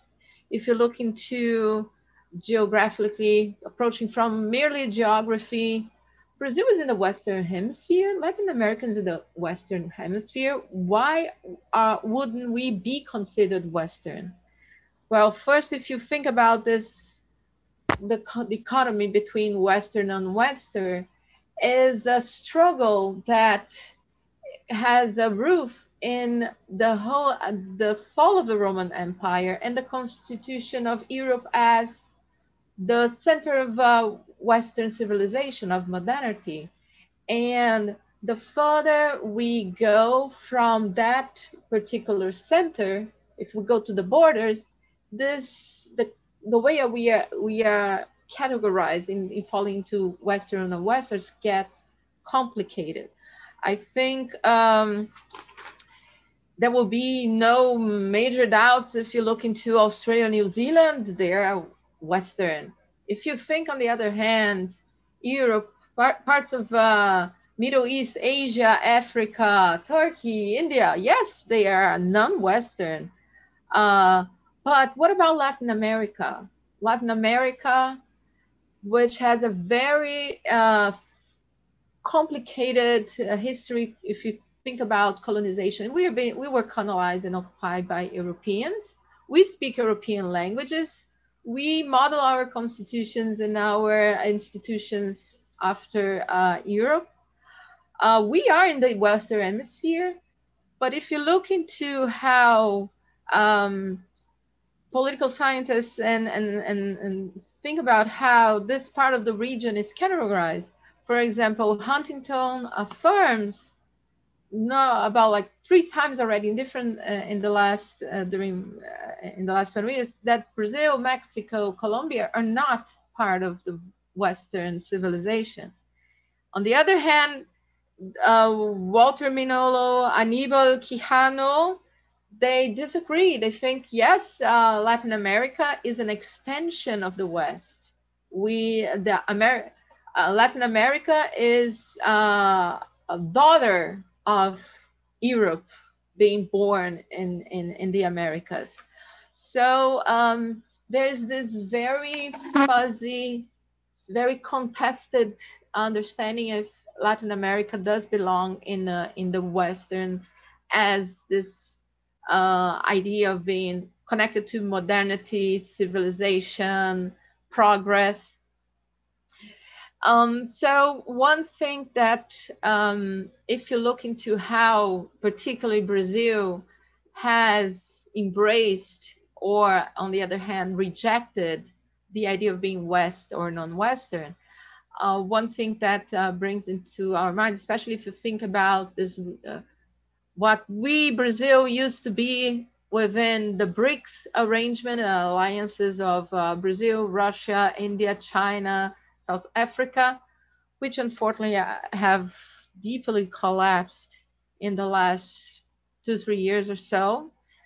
Very saddening situation that we in Brazil are facing right now.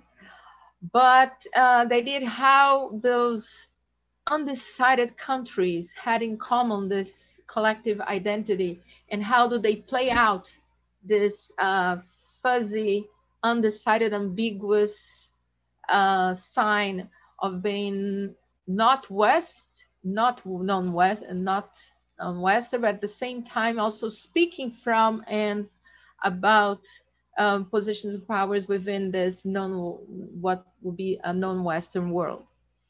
And so I think is although if you look into defining Brazil, the same thing I think it would apply to China, to India. Rowan will have more to say about it.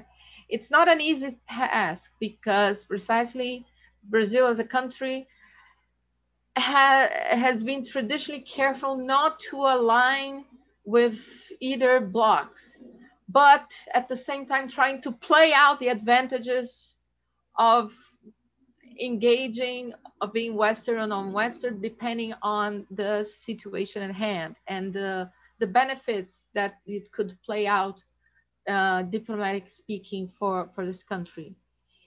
And so Western countries spend time thinking to define what is West, because it has to do sometimes mostly with legitimizing and reaffirming a very secure position within the international system. And so those countries not in the West, being non-Western, I didn't say, is also adding the idea of Turkey. Yes, she is correct. So since the West does not have the monopoly of defining what actually the West is, what I think very carefully countries like Brazil, India, Turkey, they appropriate themselves of this label and try to extract and play on this duplicity in this as ambiguous West or non-West, as ambiguous symbols. And again, West, the idea of being West remains very abstract, and it's not static. It is continuously in motion, adapting to new realities and being imagined in new ways by different groups with different interests. When Brazil emerged into the international system and tried to show its credentials of being a political actor in the international system, Brazil firstly tried to appropriate the idea of being part of Western communities of countries. For example, as making the most of trying to be present at numerous diplomatic missions and participating in international institutions.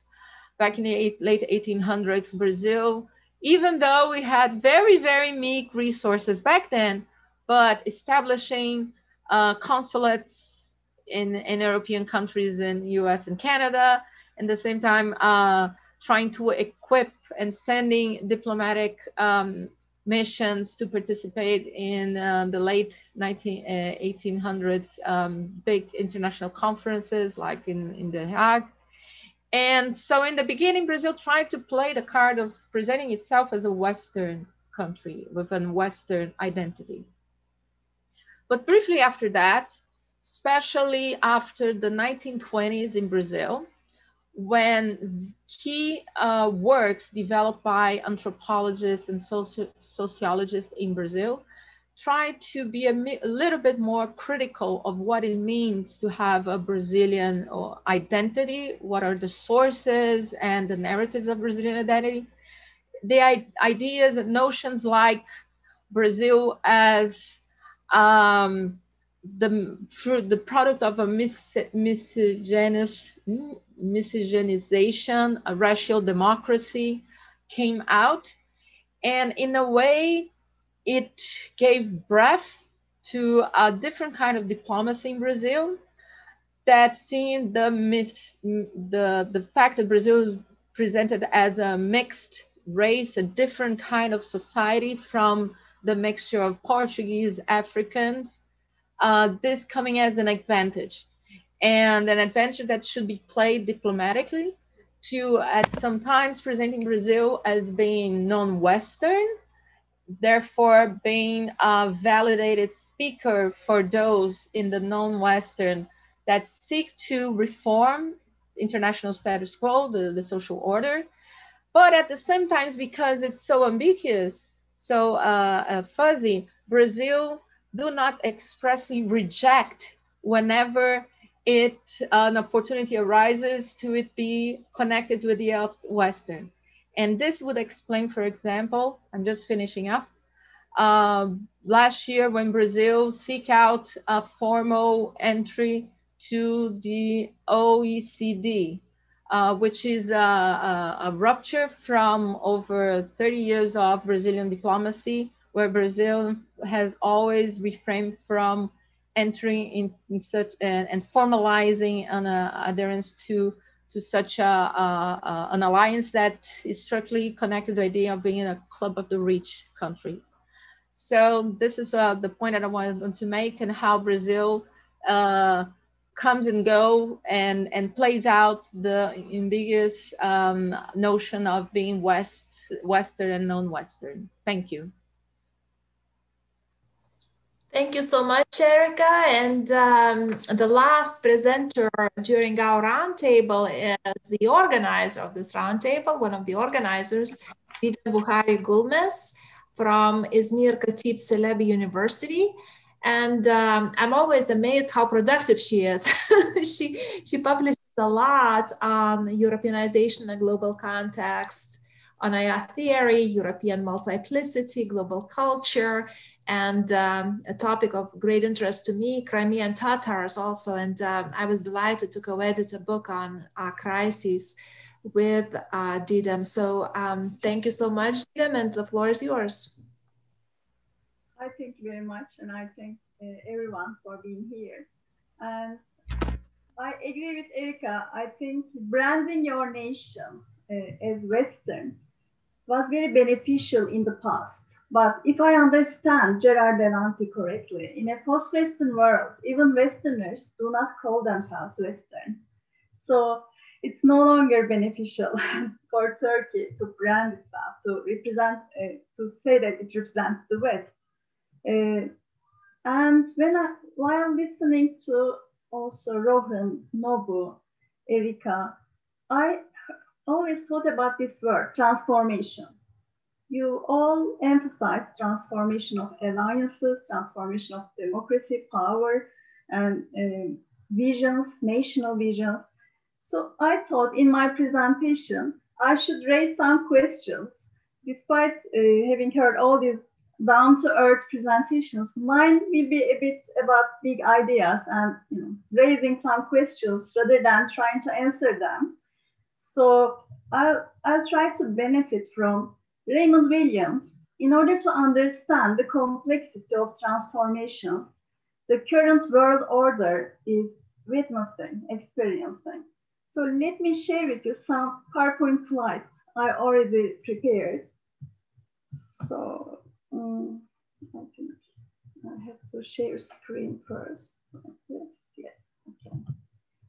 So I've been thinking about global order, and since my PhD, I've been influenced by John Mayer's Stanford School ideas on global standards, world society. And I think a stable global order means, stable, efficient spread of global standards. So there are certain models which spread to the world. So the question is, where do they come from? Are they Western? Do they represent Western models, Western scripts, norms, ways of thinking? And when I interviewed people in Turkey, Turkish parliamentarians, about the spread of ombudsmanship in the context of EU membership process, they've all emphasized that ombudsmanship was a global institution, a global standard. That's why they accepted this EU reform. Otherwise, they would reject a Western model. They said they accept it because it is global, it is everywhere in the world. So I've been thinking and I've been reading about this process of spread of different models to dissimilar societies. And of course, I've been influenced by John Mayer's Stanford School ideas on the decontextualization, the localization of Western originated models. So the origin is Western, but it's no longer Western at the same time. It has lost its connection to its origins when it travels to different contexts. And it becomes both global and local at the same time. It is glocal. So I looked at Raymond Williams' framework, which gives us 3 different categories, dominant. And I reiterate Gerard Delanty's emphasis on the centrality of the West. He said that Western modernity is the dominant. This is a sentence I heard during the keynote speech too. So I also take Western-led models as the dominant part, the dominant element of the world order, current world order. And according to Raymond Williams, there are 3 dynamics at play in all societies. There is a constant crisis and change in a society. The dominant, central, organized ways of thinking, meaning, the system of, I'm going to show you the definitions, that the system of meanings and values, the dominant one, shapes our present experiences, and it is built around nation states currently. However, there are also 2 alternative ways of thinking, 2 alternative systems, which are also trying to become the central, dominant force in the society, according to Raymond Williams. Residual is the set of system of old meanings and values, which have been suppressed by the dominants.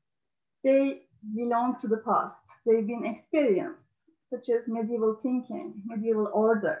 They usually come from parochial visions.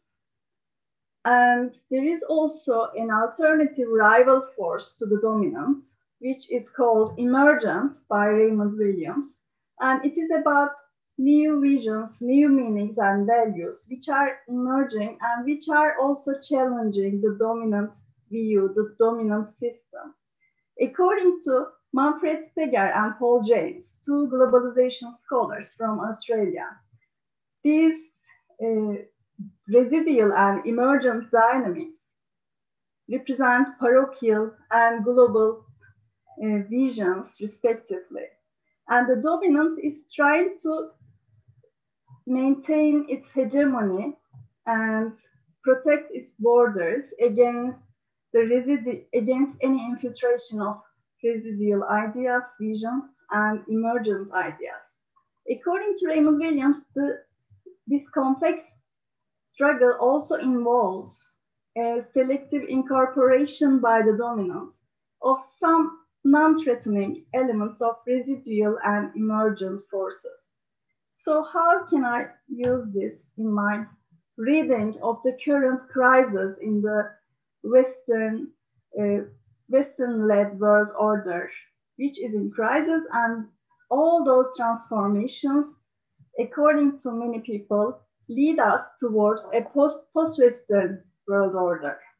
So there are at least 3 different types of transformations. We see the resurgence of the residual. The dominance is no longer able to keep the residual forces out, marginalized. So previously suppressed dynamics, visions, and order-making efforts are now becoming much more visible and contesting the dominant visions, dominant Western modern visions. For example, neo-medieval, neo-Nazi, authoritarian practices are becoming more and more visible because they are just resurging. They were there, but in a dormant phase because of the dominance of the Western modern ways of thinking. And when the dominance weakens, we also see the rise of the emergence. Emerging new regions and forces are different from the residual dynamics. They are about, for example, post-national membership, the new rights, which haven't been experienced before in the past. These are These belong to the future. These also challenge the current Westphalian, Western-led world order or digital currencies. Something new, something unthinkable becomes thinkable and contests the dominant vision. And also we also see a transformation within the dominance.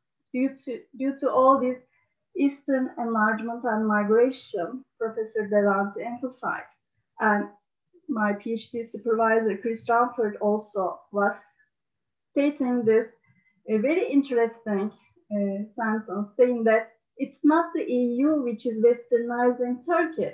It is Turkey which is post-westernizing the EU at that time, in mid-2000s. And there is a transformation within the dominance also. The dominant is in an identity crisis. It is asking itself, what is Western? Am I still Western? Or is Western a desirable thing to be now? So we see these three types of crises from the dominant perspective, the Western perspective. We see, for example, the old ways of thinking, which are becoming more prevalent at the expense of dominant Western modernity. And we see many studies on democratic backsliding, the decay of democracy, for example, and the Western resistance to the resurgence of this residual. And we also see, I'm going to look at the emergence, the new ways of thinking, which are also on the rise at the expense of the dominant. And the dominant Western perspective emphasizes the rising uncertainty. As Professor Delanty emphasized, the certainty of the future was a myth, and now the West is facing this reality, uncertainty about the future and the unknown unknowns.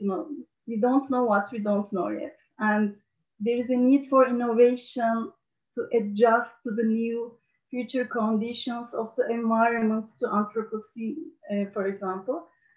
So we should also look at the crisis within the dominance, the rising ontological insecurity, as Bahar Rumelili is emphasizing in her work. So there is a need for reflexive engagement of the maybe former dominant West with the current situation. So I just thought that we should look at these different types of crises the current world order is witnessing.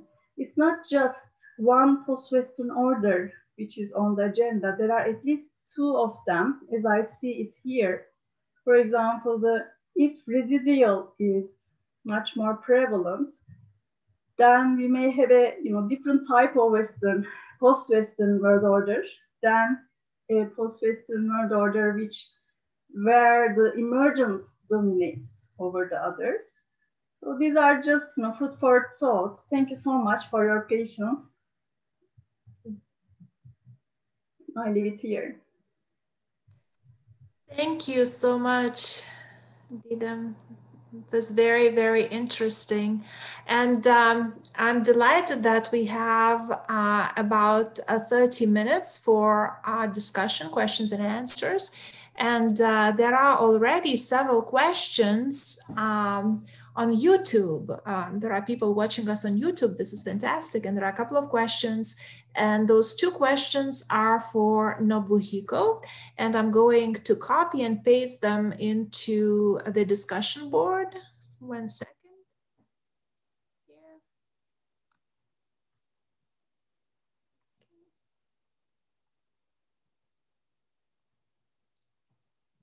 1 second, just correcting one little thing here.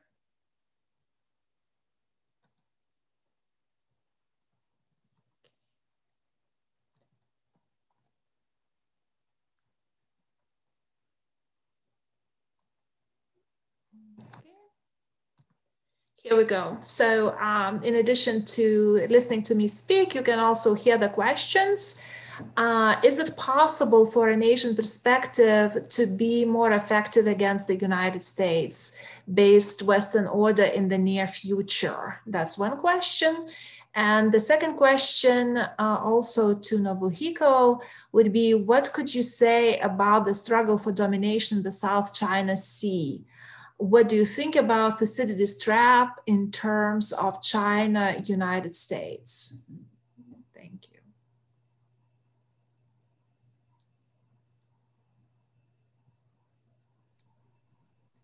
Should I directly answer the question now, or? Yeah, you can see them. I pasted them in the discussion board in the chat, so you can see them here. I think that if anybody else would like to contribute to those questions, please feel free to do so.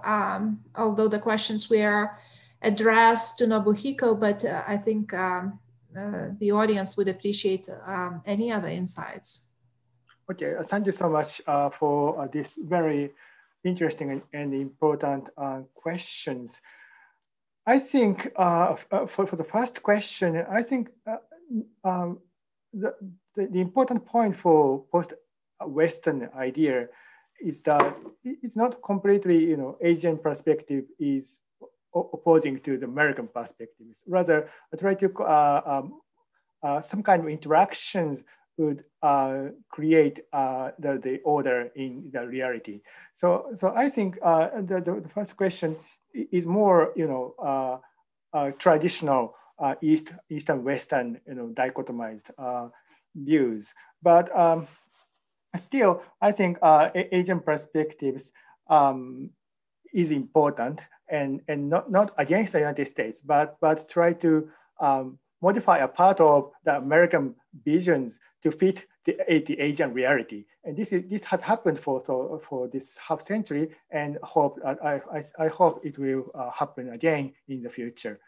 And for the second questions, South China Sea is a very important topic. And of course, US-China struggle is very problematic for Japan as well, because you may know that Japan has a territorial struggle with China over Senkaku Islands. So Japan is not some kind of target of Chinese enlargement, territorial enlargement. So that it is very important topic for us as well. I think in the current situation, China and the United States would not directly military confrontation would not so I do not think this possibility is not so high, but still the tension is rapidly increasing, and even in Japan, some influential intellectuals think that we should be more tough against China and more stick with Western traditional powers, and especially advertising our values of democracy and human rights, and more directly reflect our policies to China. This voices is now emerging rapidly in Japan. And so maybe this kind of voices are getting stronger, not only in Japan, but also in other Asian nations. Maybe our future is not so bright. And maybe the US-China rivalry would trigger some kind of military confrontation in the future. But that depends on not only on China and US activities, but also other Asians' responses, how we respond to this struggle between China and the United States, and how can we try to mitigate China's influence, and how can we modify America's vision. This is I think, the key for the future of East Asia. Thank you so much. Thank you so much. And I see that Nora has her hand up.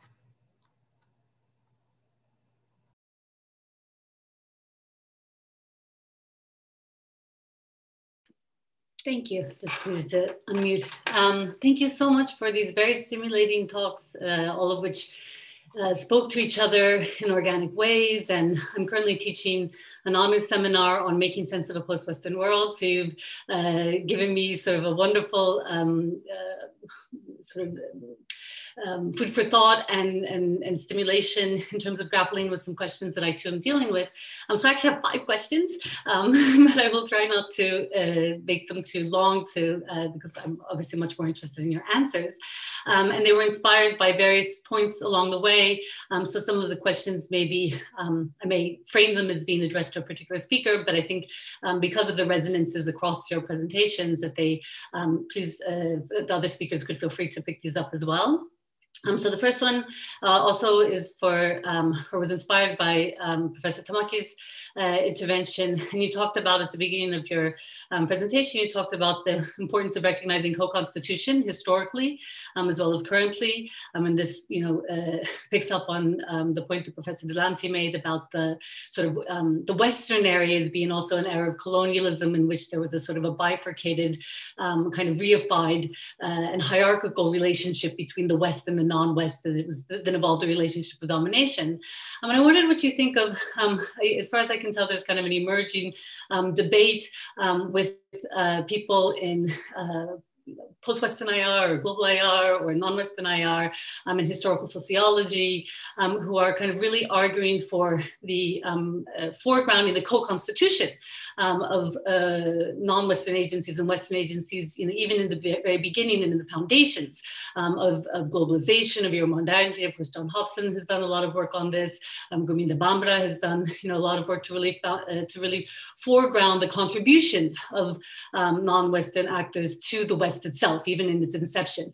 But then as far as I can ascertain, there's also kind of a little bit of pushback against that from people who maybe affiliate with the sort of world systems theory perspective, who are more, who want to say that yes, while there was perhaps co-constitution, the sort of the overwhelming structural sort of juggernaut of Western domination and Western colonialism means that, we can't we have to always foreground the agency of the West because it had such deleterious consequences for non-Western actors, and specifically the Atlantic slave trade is widely invoked in this context. So I wonder if you kind of, where you stand, and this is also for the other participants, where you stand on this kind of tension between analytically and normatively foregrounding non-Western agencies in our stories of the West as well as the post-West, but whether this in any way takes away from demanding a reckoning from Western actors for the legacies of colonialism.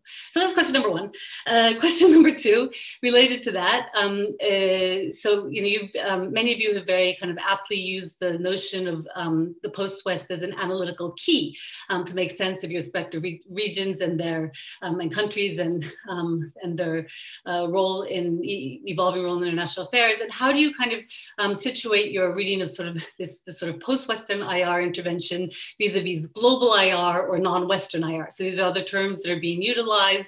They gesture to somewhat different projects, and where do you situate, which term do you prefer and why? The third one has to do with Professor Mukherjee's contribution, but again, maybe relevant for everyone else. This has to do with, you talked about India kind of rediscovering these cultural resources that are can be powerful, kind of normative and kind of heuristic frameworks for guiding action in a world that affirms, that affirms Indian agency and purpose, and that this is a very empowering thing to be celebrated.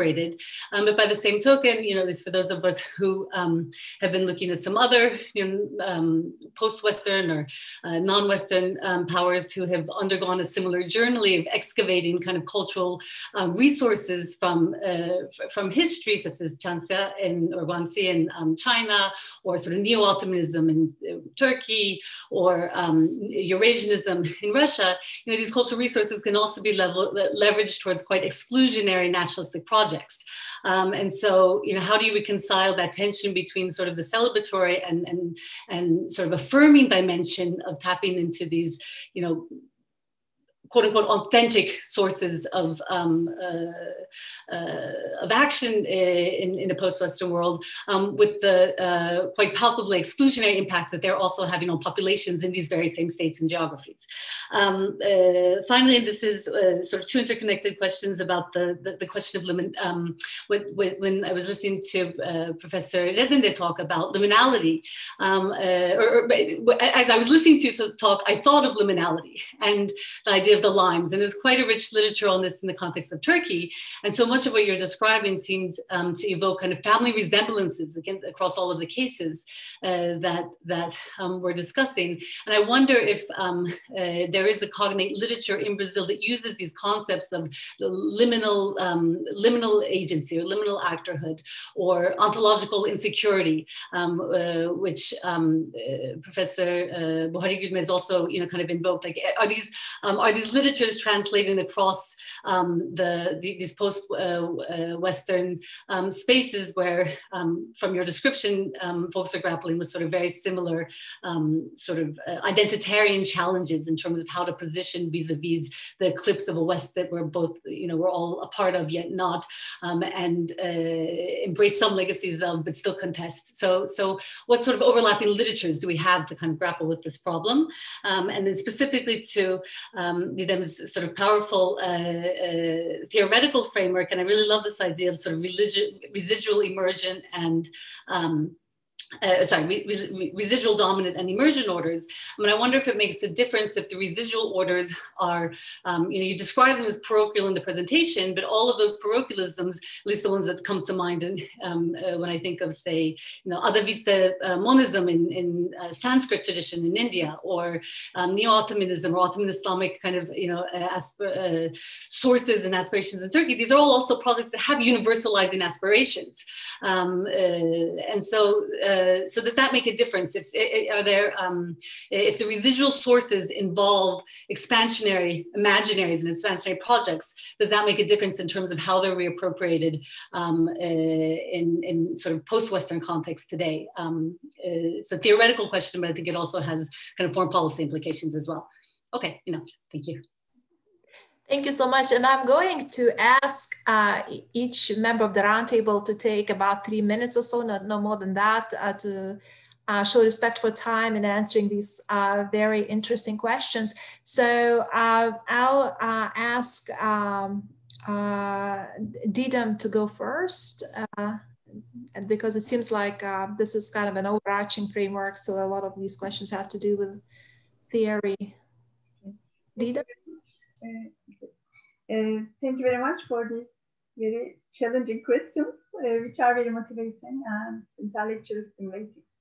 I will be a bit selective, I'm sorry about it, but maybe I should start with the question on non-Western IR, global IR, or post-Western, which one to choose. I think that I go with Erika on the problematic distinction between Western and non-Western. And when I hear non-Western IR theory, I hear something local. Maybe you can say that Islam is universal in a sense, but still it creates some hierarchies. It divides the world between Islam and non-Islam. So it is a bit exclusively, it's an exclusive club in a sense. And there are some people who are trying to find a way to bypass the Western theories and find a new way of thinking.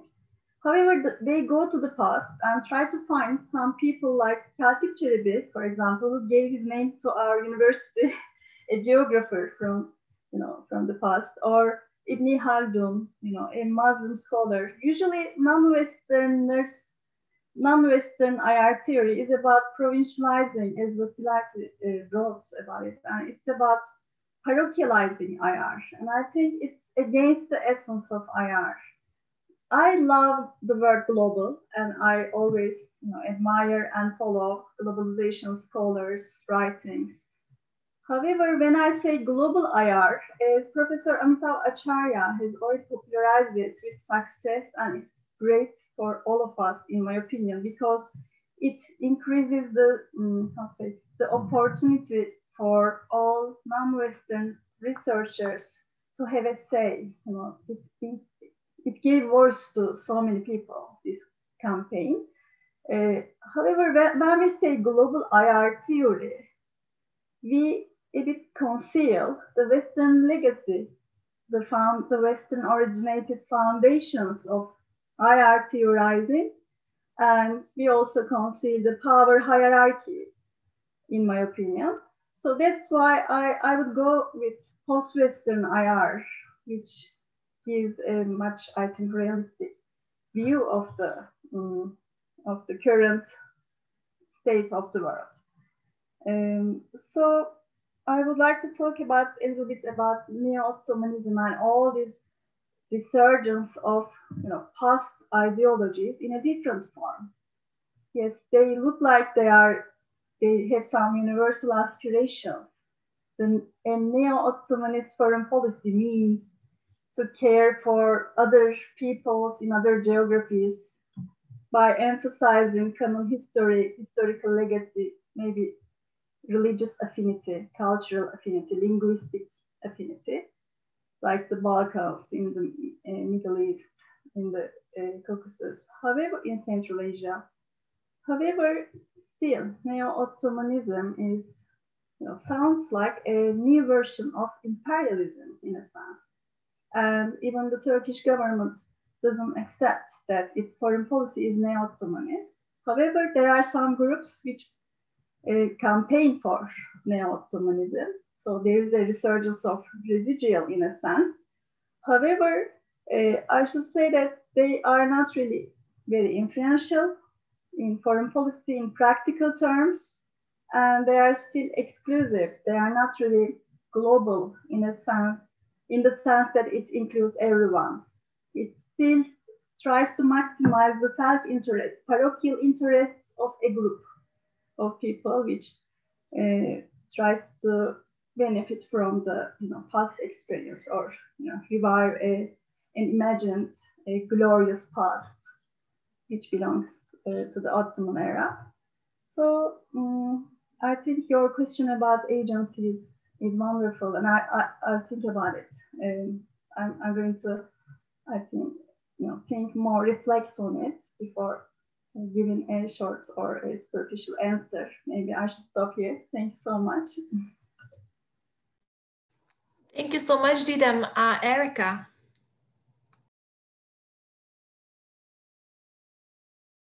Mute.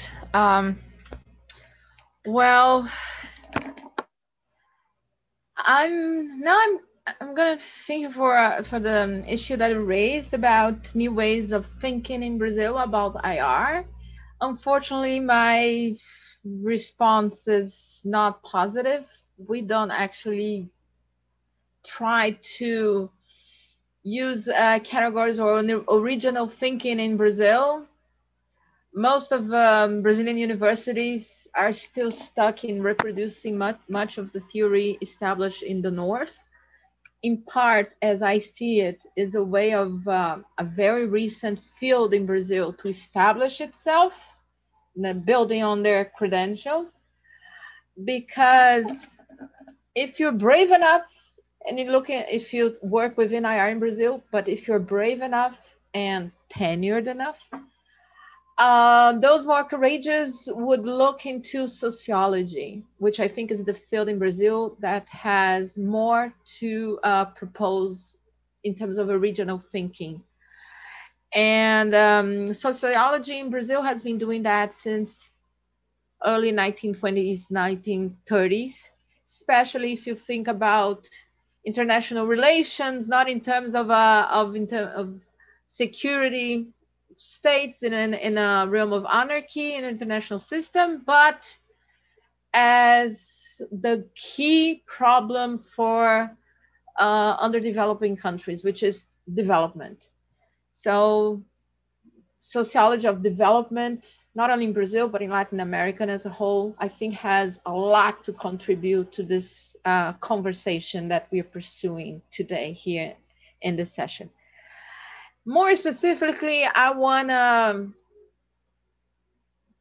just put out there, which I think is a very interesting way of approaching this matter, is looking to the way of how in 1928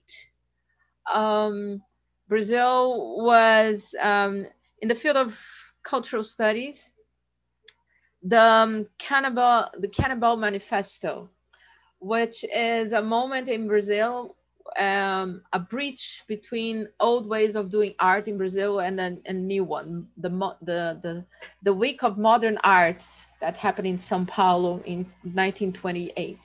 And at the time, a manifesto was written advocating for a new posture towards what is Western. Brazil had to embrace a history, a hidden, sometimes embarrassing history of cannibals. In a way, the idea was to cannibalize, to eat, and contributions from the West, especially from Europe back then, to devour, but try to re-elaborate with more autonomy and put out there a very specific and new reading of whatever was eaten first. So the idea of this cultural anthropophagy, I think, would be wonderful to think of a way how we take out IR scholars in Brazil should import or take into concepts like power, security, agency, structures, and try to eat up and impregnate with more national and autonomous thinking and reflection, and try to put it out there, which is very, very hard, of course. But I am a fan of this idea of a cultural anthropophagy applied to IR thinking in Brazil. It's very hard. Not many people are doing it. Something to keep an eye on in the next few years. And finally, just realize the ISA is evaluating the creation of a new section, a global IR. How does it's different from theory section, international security studies section? I really don't know. But it points to the comprehensive feeling that IR does not have enough international in it, and trying to push forward the boundaries of the discipline, which I think is great and something that is lacking nowadays more than ever. Thank you. Thank you so much. And very, very briefly, I'd like to ask Rohan to respond to the questions by Nora, because I think some of the questions were addressed directly to him. Sure, thank you. So I don't want to give the impression that I am personally celebrating any of this, right? I was trying to offer a very dispassionate analysis of what India is going through. And I think the broader point I hope people take away from this is, if we don't understand the societal underpinnings of what's going on, we'll miss out on the fundamental post-Western nature of where things are heading. Having said that, yeah, I mean, undoubtedly, these cultural resources are being used towards exclusionary nationalistic projects. I mean, one would be blind to not see that. And so at the end of the day, this is a problem that India is going to have to grapple with. And the BJP's ascendance is largely also signifies, in a sense, the failure of liberal democratic politics of the Nehruvian era, right? So the descendants of Nehru and the Congress party itself is the least democratic internally within India. It's a dynastic political party. And until there is a credible opposition that can adhere to constitutional values that will ultimately protect, those are the only things that are standing between this nationalistic project and minorities in India, right? India has a constitution, a liberal democratic constitution that is still very much alive.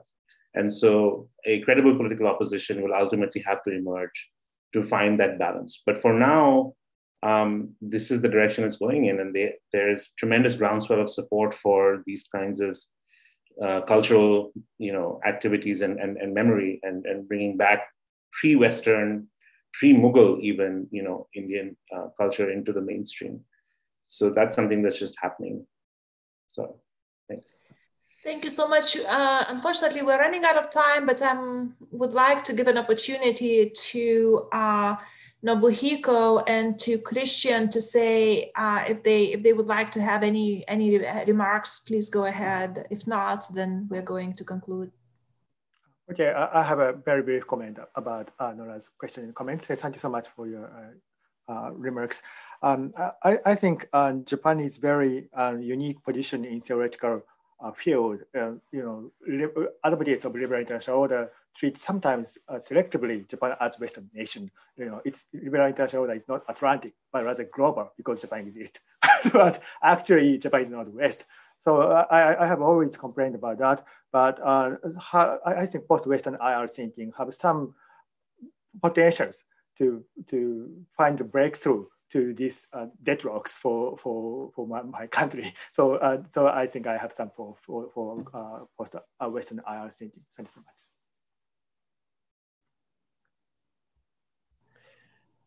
Right. Well, Christian, would you like to have any concluding remarks or any? Just to thank you all, and many apologies that I couldn't be there earlier with the questions. But I think we've had a very, very interesting discussion, and I welcome that we continue to discuss these things. I think the idea of a post-Western IR could be very interesting because, in a sense, we have a mutual construction here, right? We have a construction of the West and we have a construction of the non-West. And I guess there's something to be said about trying to overcome that, because in a sense, like Didem said, there's a certain positionality depending on where you sit. You might think, let's say, that Turkey is the West or that Turkey is not the West, or you might think, interestingly, for instance, in the 1930s in Germany, there was a big debate about whether Germany is part of the West. So this is also something that can evolve over time and might also have certain connotations in terms of political thinking. So one also has to bear those historical facts in mind too. But I think it's something quite positive that we're discussing this. And I think at the end of the day, what we should be doing is to try and bring those different ideas more and closer together. So I'm very much looking forward to that, and I hope to be part of that, to continue discussing this with you. Thank you. Thank you so much. And I see there's interesting discussion going on in the chat box as we are discussing ideas here. So lots of interesting ideas floating around indeed. So let me conclude this roundtable by thanking the audience, by thanking the presenters for very interesting contributions. And I think right now we are going to take a 10-minute break. I'm going to refer to the organizers of the workshop. Thank you very much, Dorida, for excellently moderating the session, for doing a great job. And thank you very much for, thank to everyone for the excellent panel and the questions. And well, we're given a 10 minutes break. Then we're going to come up, pick up where we left off in the second session. So could you be so kind to mute yourselves and the cameras for the remaining 10 minutes? And we're going to come back. Thank you.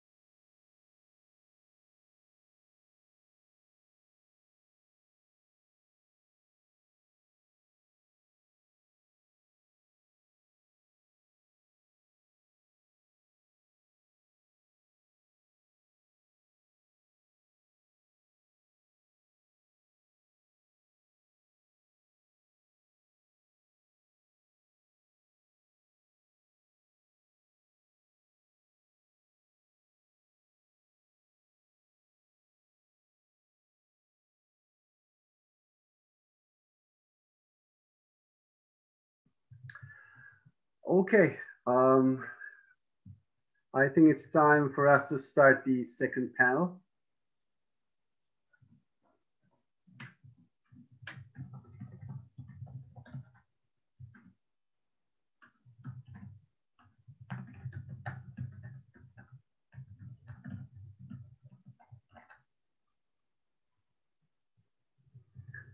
Okay, welcome back. Well, the ISA workshop on post-Western international relations is now continuing with the second panel. We're going to have 5 distinguished speakers, just like in the first panel. So I will be the one who's moderating and doing the final presentation at the end. Is Nora here? Are you here, Nora? Okay, so maybe we can wait a couple more minutes.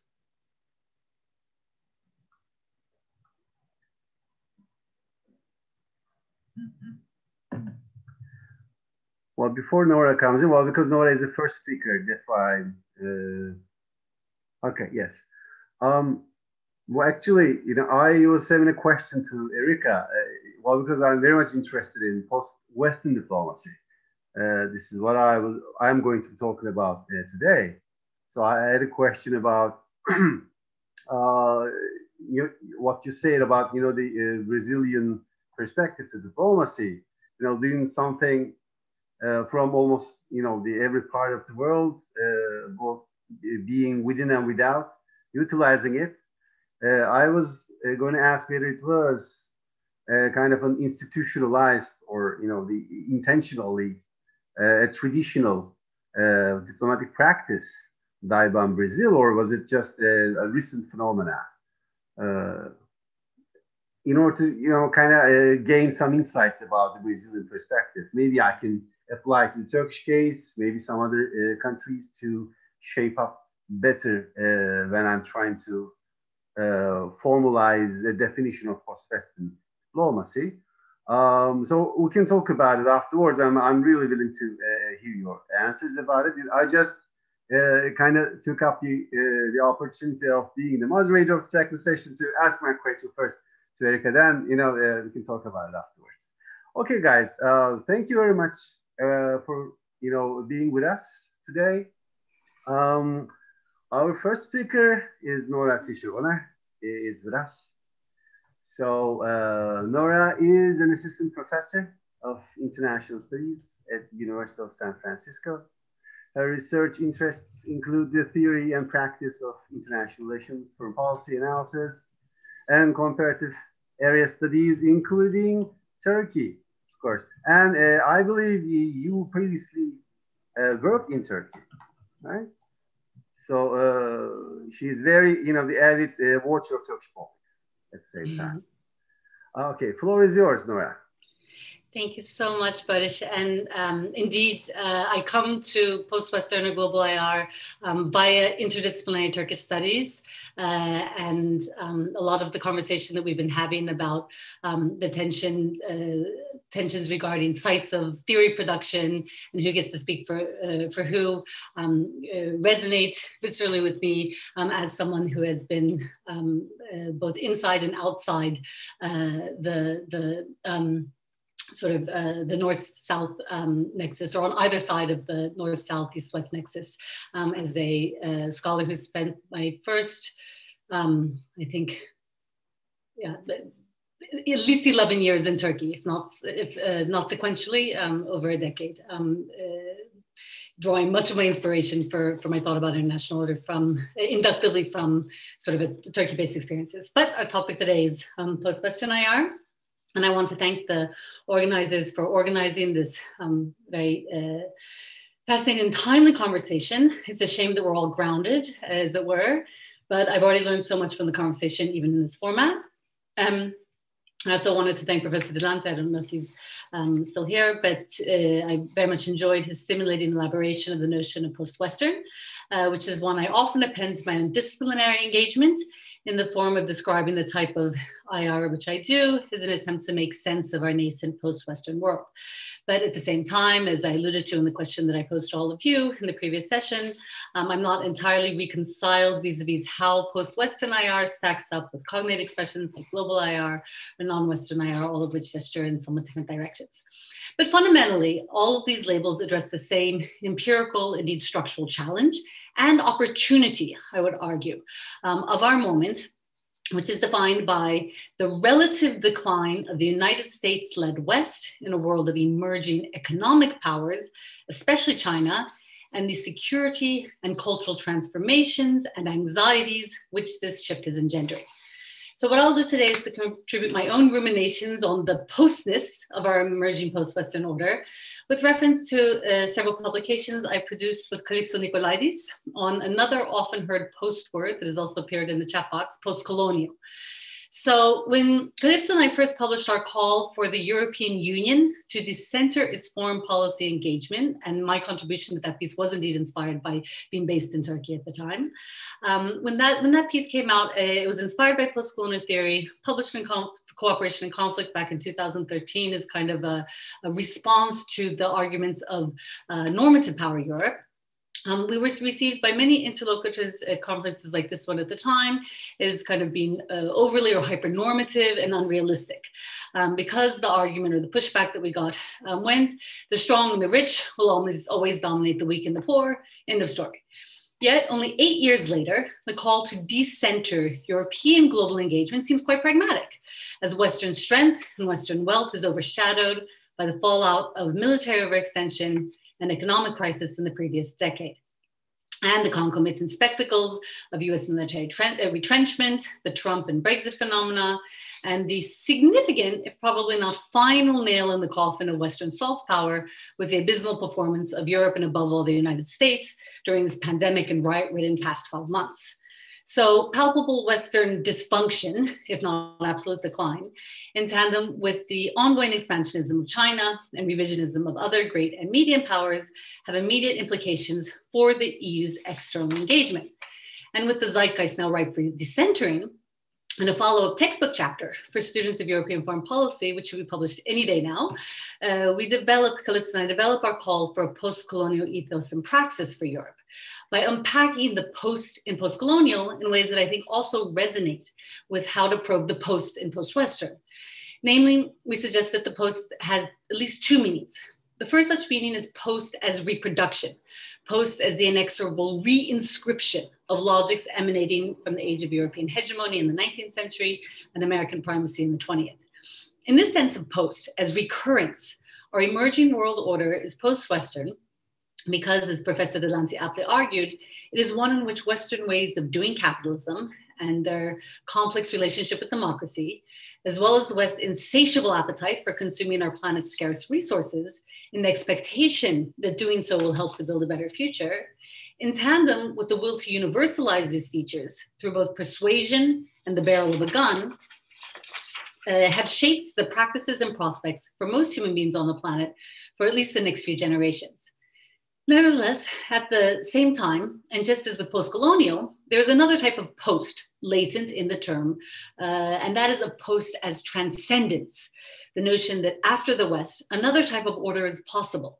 And this is a daunting, but also, I believe, an exciting prospect, because notwithstanding, number one, the net gain of democracy, and number two, the more ambivalent gain of material empowerment, Western hegemony over the past 300 to 500 years has entailed profound violence towards much of humanity and to nature alike.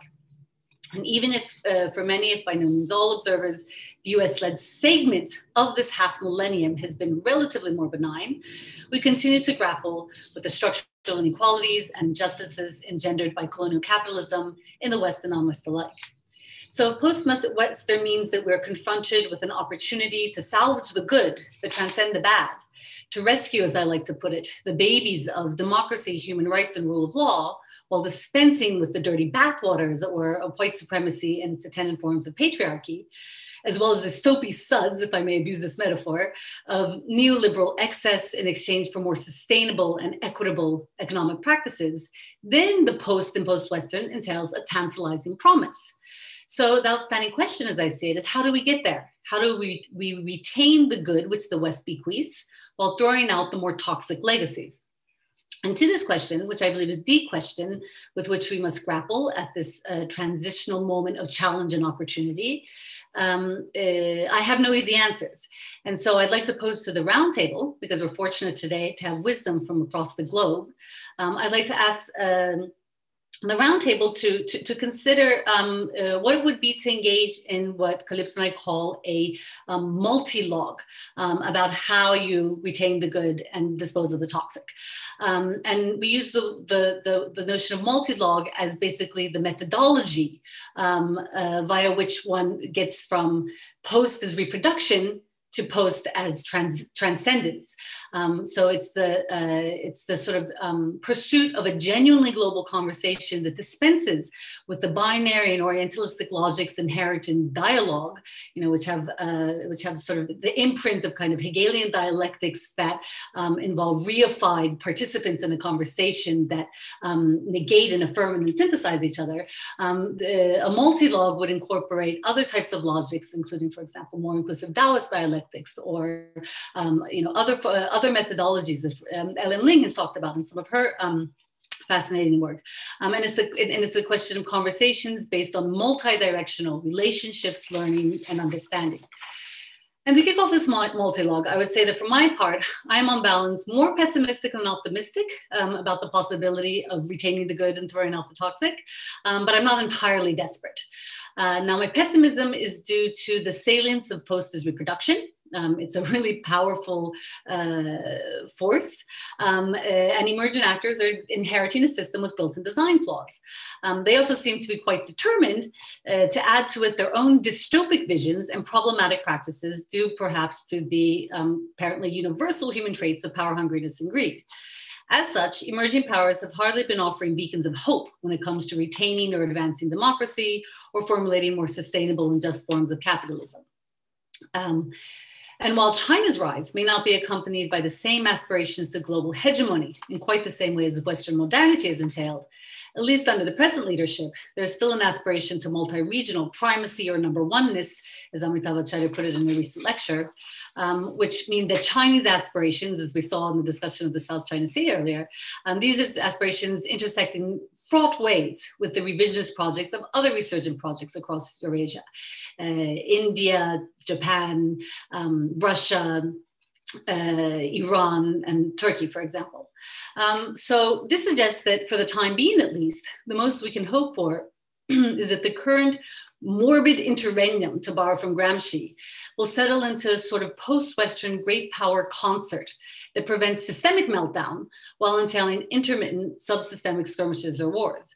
And that's not very inspiring, to be honest. That is not the kind of post-Western world that I would like to think this moment of transition, this liminal space betwixt and between might enable. Similarly, I'm pretty pessimistic at the domestic level, because for all their critique of Western racism and exploitative practices, today's emerging powers, at least in the Eurasian space, but also as we've seen in Bolsonaro's Brazil, are hardly gentle to their own citizens. Nevertheless, I maintain a cautious hope in the prospects for the post and post-Western as transcendence of modernity's more problematic features, simply because, and perhaps counterintuitively when it comes to optimism, we face a potentially apocalyptic challenge in the form of climate change, which demands collective action in ways that may force us to confront our lesser demons and draw out our better angels. And in this sense, maybe I'm just a hopelessly unreconstructed Euro-modern progressive, but I do believe that human ingenuity can help us to figure out how to cooperate and transform our governance systems to rise to this existential challenge, climate change, of what Beck called our global risk society. But again, the outstanding question is not how to frame the problem, but how to answer the problem. And since I don't have the answer, I'd like to ask in the spirit of multi-log what my companions on this roundtable think may be the strategies and mechanisms which either already exist or which are imaginable. Maybe they don't exist yet, but maybe that we can get at them with the, through our conversation towards confronting our great collective challenges as humanity. Okay, thank you very much, Nora. Well, that was a great speech. And now we are listening to the second speaker, Professor Dovile Budrite from the University of Georgia Gwinnett College. She is a professor of political science. Her areas of interest include gender studies, trauma, and memory in international relations, and nationalism. Okay, the floor is yours, Dovile. Thank you so much. I'll try to share my screen. I also prepared some slides. Hopefully this will work. Let me see whether I can do that. Okay, here we go. Okay, so I think you can see that. Okay.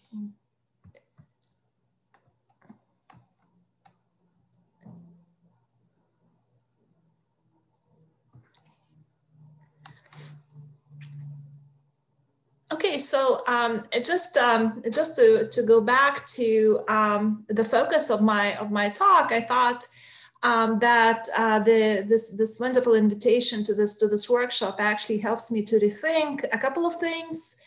Number one, it helps me to ask a question about how regional studies of Eastern Europe contribute to rethinking of international relations. In particular, what do they contribute to this desire to construct global IR? And also, I took this opportunity to rethink some of my own work on trauma and memory, and also crises, to think about the post-Western IR, also how these concepts can enrich the international relations, the study of international relations. So basically, my presentation focuses on a couple of things. I probably won't have a lot of time to go into detail into all of them, but the very simple question would be how and why trauma and memory would matter in international relations, and how should we reimagine trauma and memory in post-Western IR. Here I would like to also link the study of trauma and memory to crises in post-Western IR, how are dominant discourses about traumatic memory challenged, by whom, how are new discourses introduced, and I will link that to some insights from the case studies of Lithuania and Ukraine.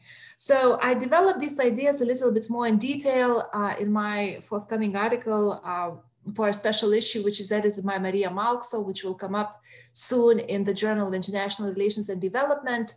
But here I just would like to highlight some of those ideas from these works. So the first question, why do trauma and memory matter in IR? So here I'd like to talk about a little bit about some ideas that were introduced in a volume, Memory and Trauma in International Relations, that Erica and I edited in 2013, drawing on Atkins' work about the importance of this concept of trauma in international relations. And here I would simply like to make a point that when we talk about this Western international relations, I think trauma should be one of the major concepts used to conceptualize these international relations, because it's very much linked to these fundamental events such as World War I, World War II, and especially the Holocaust, when traumatic events, again, constitute the reality of the so-called Western world, that it's impossible to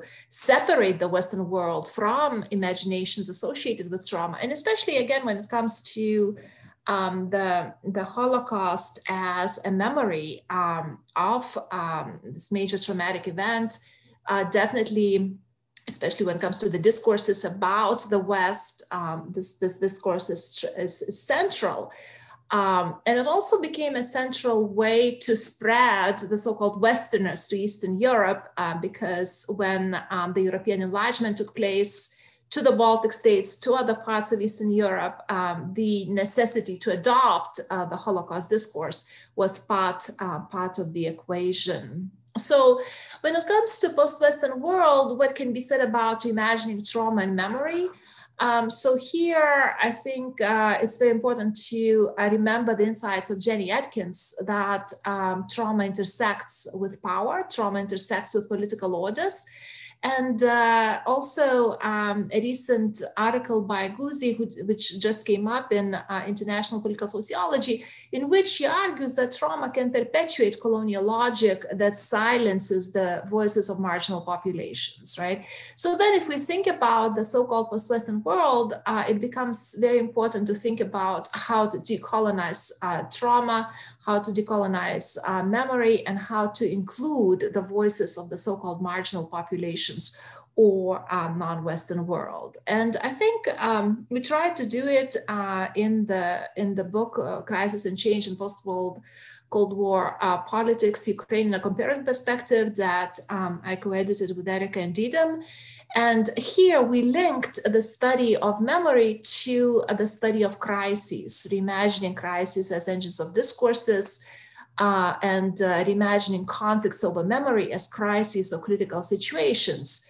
When there is a very big desire, especially by the so-called semi-Western or non-Western actors such as Lithuania, Ukraine, to defend a memory using Maria Malkso's term, which produces anxiety, which produces potential for conflict. Here I would like to add that if we rethink crises as conflicts over memory, right, if we look at crises as engines of discourses, then it becomes very, very clear that we need to take the so-called weak actors, such as Lithuania, such as Ukraine, into our imaginings of the construction of crises. We need to pay attention to their discourses, their transformation, and even empowerment.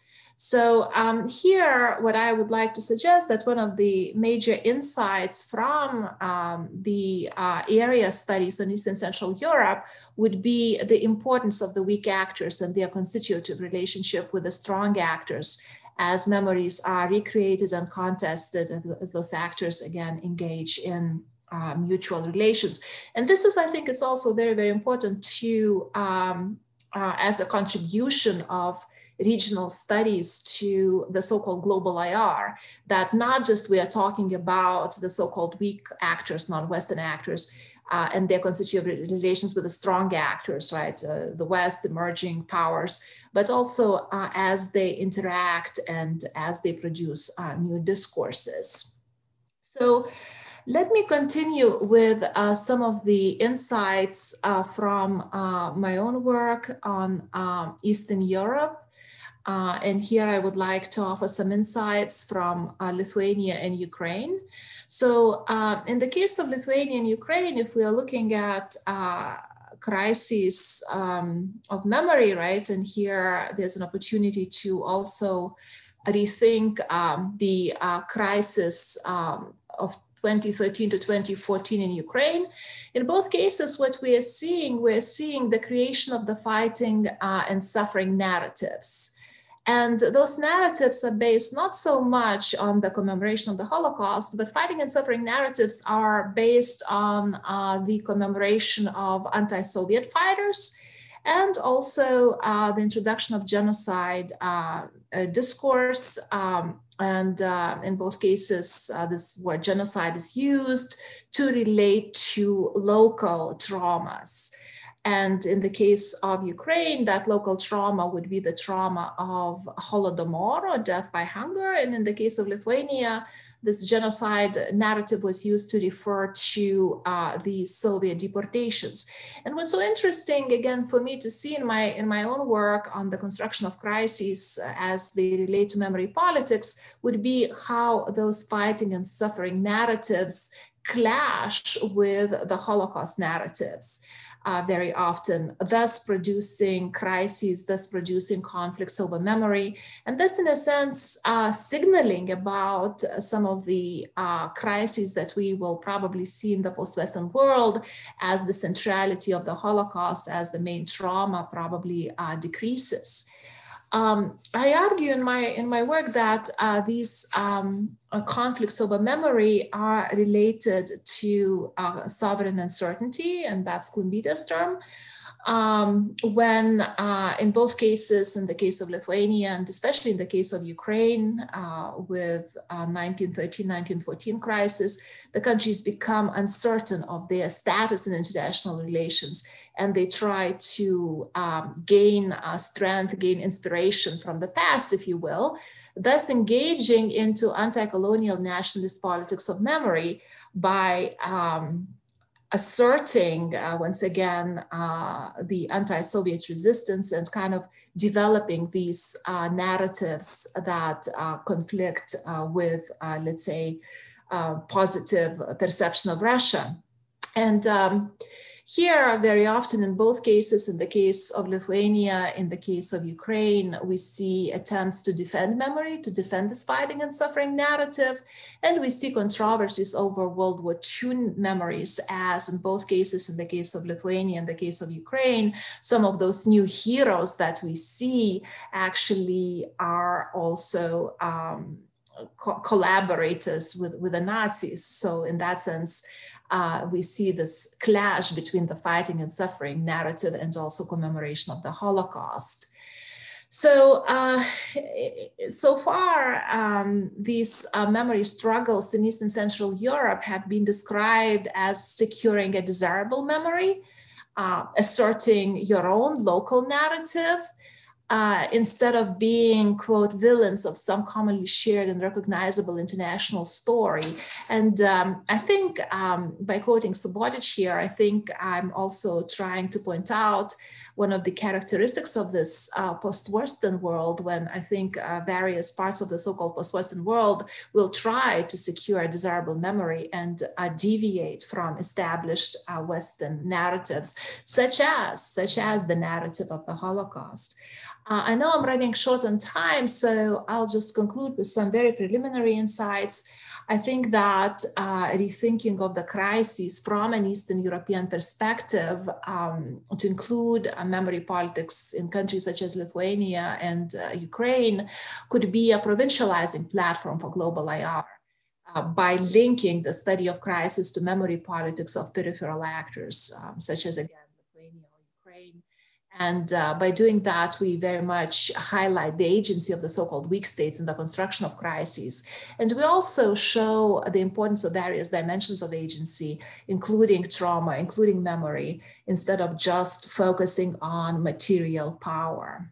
So I'll conclude right here, and I'll be more than happy to get engaged in more discussion of those issues. Thank you very much, Dorile. Now we have Emel on board, Emel Parlardağ from Marmara University. She's a professor of international relations, and she's mainly interested in Turkish foreign policy and rising powers, the emerging powers. So floor is yours, Emel. Thank you very much. I'll share my screen. Sorry. Sure. Go ahead. Okay. Thank you very much, Didem and Seçkin, for organizing such a fruitful workshop. I'm very happy to be here. As the title of my presentation suggests, I'll talk a little bit about post-Western politics in the post-pandemic age. In this presentation, I'll focus on, I'll investigate where post-Western politics meet post-pandemic politics. And then I'll propose a three-level analysis of post-Western politics in the post-pandemic age with a special focus on universalism, particularism, and regionalism. And then I'll draw some general conclusions about my presentation. Okay, let's start with the introduction. The global and regional ruptures that international system has experienced in recent years and their reflections on both international politics and states-owned domestic and foreign policies push us to rethink on post-Western IR.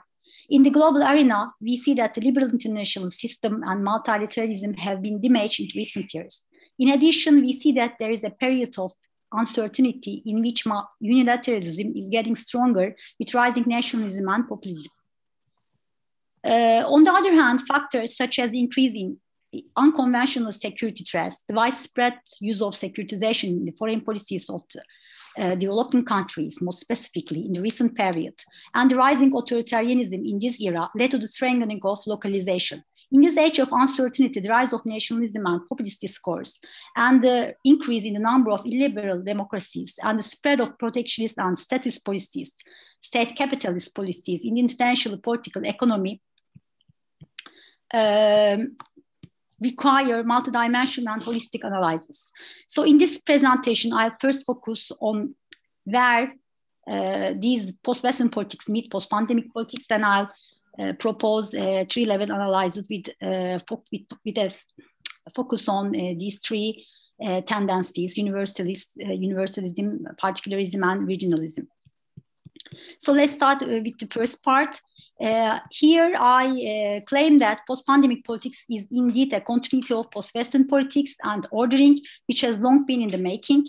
And the COVID-19 played an accelerator role in the ongoing transformations occurring in the post-Western international order and made these changes more transparent in the sense that the rapid recovery of Asian states from the pandemic and their resilience against the negative impacts of the virus have proven right that post-Westernization has some real and concrete outcomes in global governance in general and in global health governance in particular.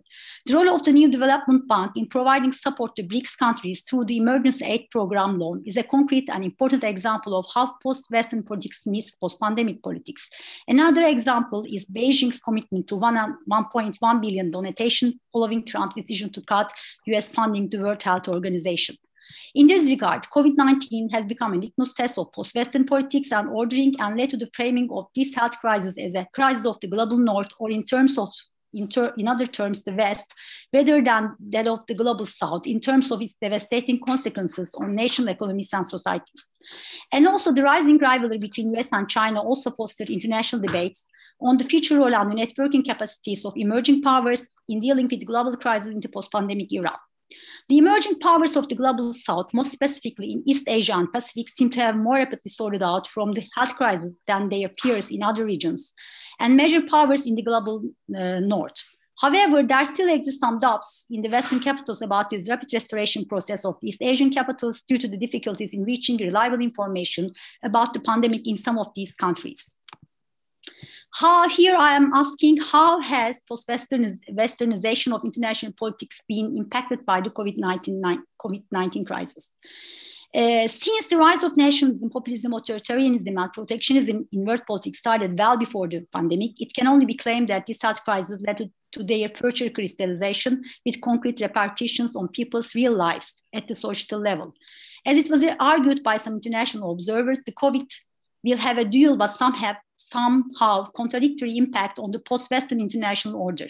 It will push states to turn to national politics at home, whilst necessary to strengthen international cooperation, especially in health governance and in the management of post-pandemic politics, will oblige them to support multilateralism at the international order. On the other hand, the rise of illiberalism in world politics does not refer at any time to a shift to illiberal universalism, since there is no consensus, even among the global South countries, about the universality of illiberal values and illiberal ordering.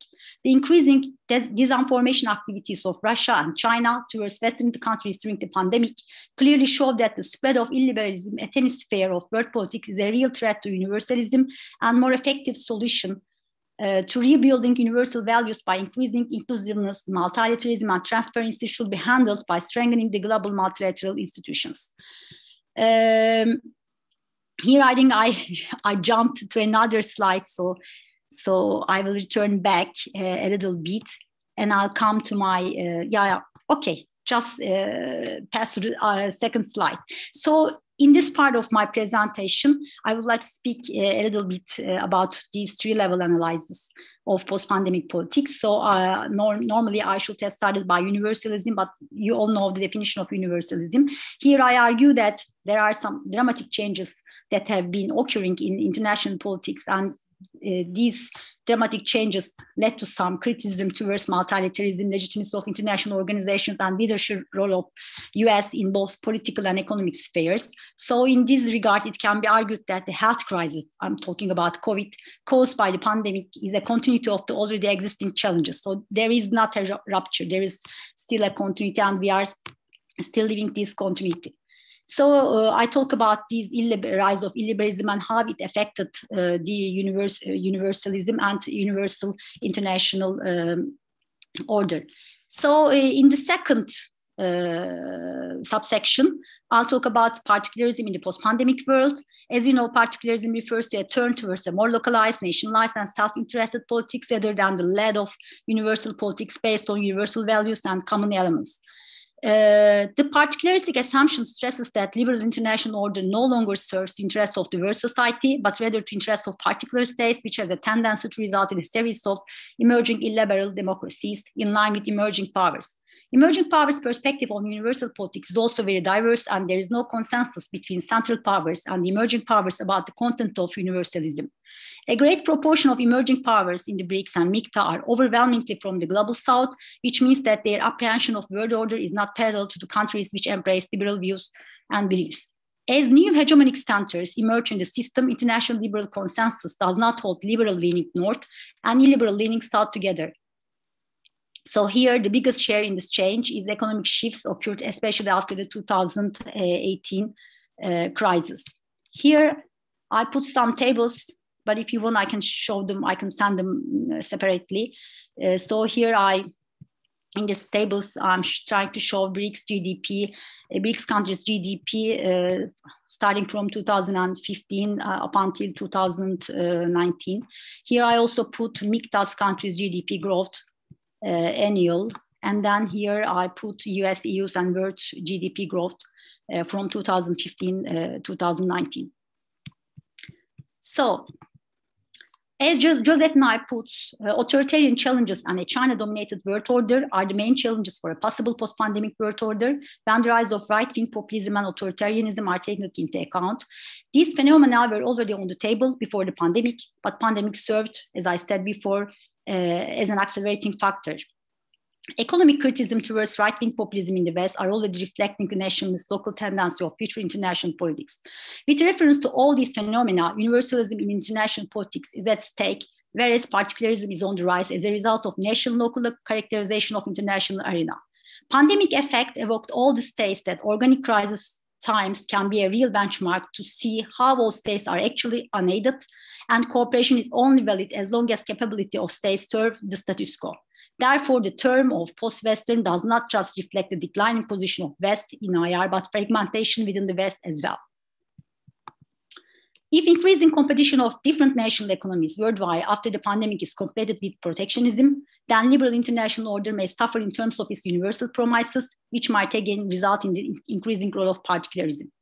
There are two main factors that contributed to the rise of particularism in the post-Western world. The first one is hegemonic competition between US and China, and the second one is the falling liberal promises of northern countries after the 2008 global financial crisis. If somehow this phenomena can generate a world in which particular interests of states will be the main motivator in the international system, emerging powers may occur as new power centers in a multilateral world. On the other hand, it can be claimed that no such state can extend its power to the rest of the world because of self-imposed characteristics of the world after the pandemic. When I come to the rise of regionalism of the post-pandemic politics, here I will stress that while states are more prone to adopt localized protectionist policies, as it is discussed in the previous parts, regionalization also draws a more possible scenario for the post-pandemic world order. There are several reasons behind that. One of the main drivers is the changing structure of the production and supply chain. So I will not enter into too much details about these changes occurring in the production and supply chain, but it is one of the reasons why regionalism can rise in the post-pandemic era. However, here, I argue that it was far before the pandemic crisis that regional economic integration are put to the country's economic agendas. So it is not a new thing. One of the prominent examples for this is the increasing economic regionalization activities in the Southeast and East Asia. It is illustrated by many scholars and researchers that Southeast and East Asian regionalism provide economic convergence between countries. So they can be considered successful examples of regionalization. In addition, the nationalist tendencies of these countries can be considered a factor that makes it easier for them to maintain consistency in their own regions. We can consider this situation both as a way to transform the order into multilateralism in the future and as the first step of the escape from particularism. It will be difficult to switch to universalism at first because of the profound effects of the crisis will still continue. In this context, the importance of regionalization will increase. Thus, we can say that the integration of countries that is both economic convergence and regional coherence will be easier in the post-pandemic era. Coming to the conclusion. Politically, COVID-19 has led to the disarray of global politics, the breakdown of multilateralism, the stagnation of cooperation among states, the emergence of a vacuum in political leadership as the US and China have multiple decoupling global governance policies. Governing the global system to effectively respond to such an outbreak requires leadership, clarification of roles, responsibilities, and rigorous accountability mechanisms, which were seemingly absent during the COVID-19 crisis. So the pandemic has proven right that emerging powers, including emerging middle powers, have capacity to balance their economic vulnerabilities with resilience, especially in the health sector. Global health governance has now become truly multipolar and post-Western, with many players with both converging and diverging interests. The current global order, it is my view, is more multiplex.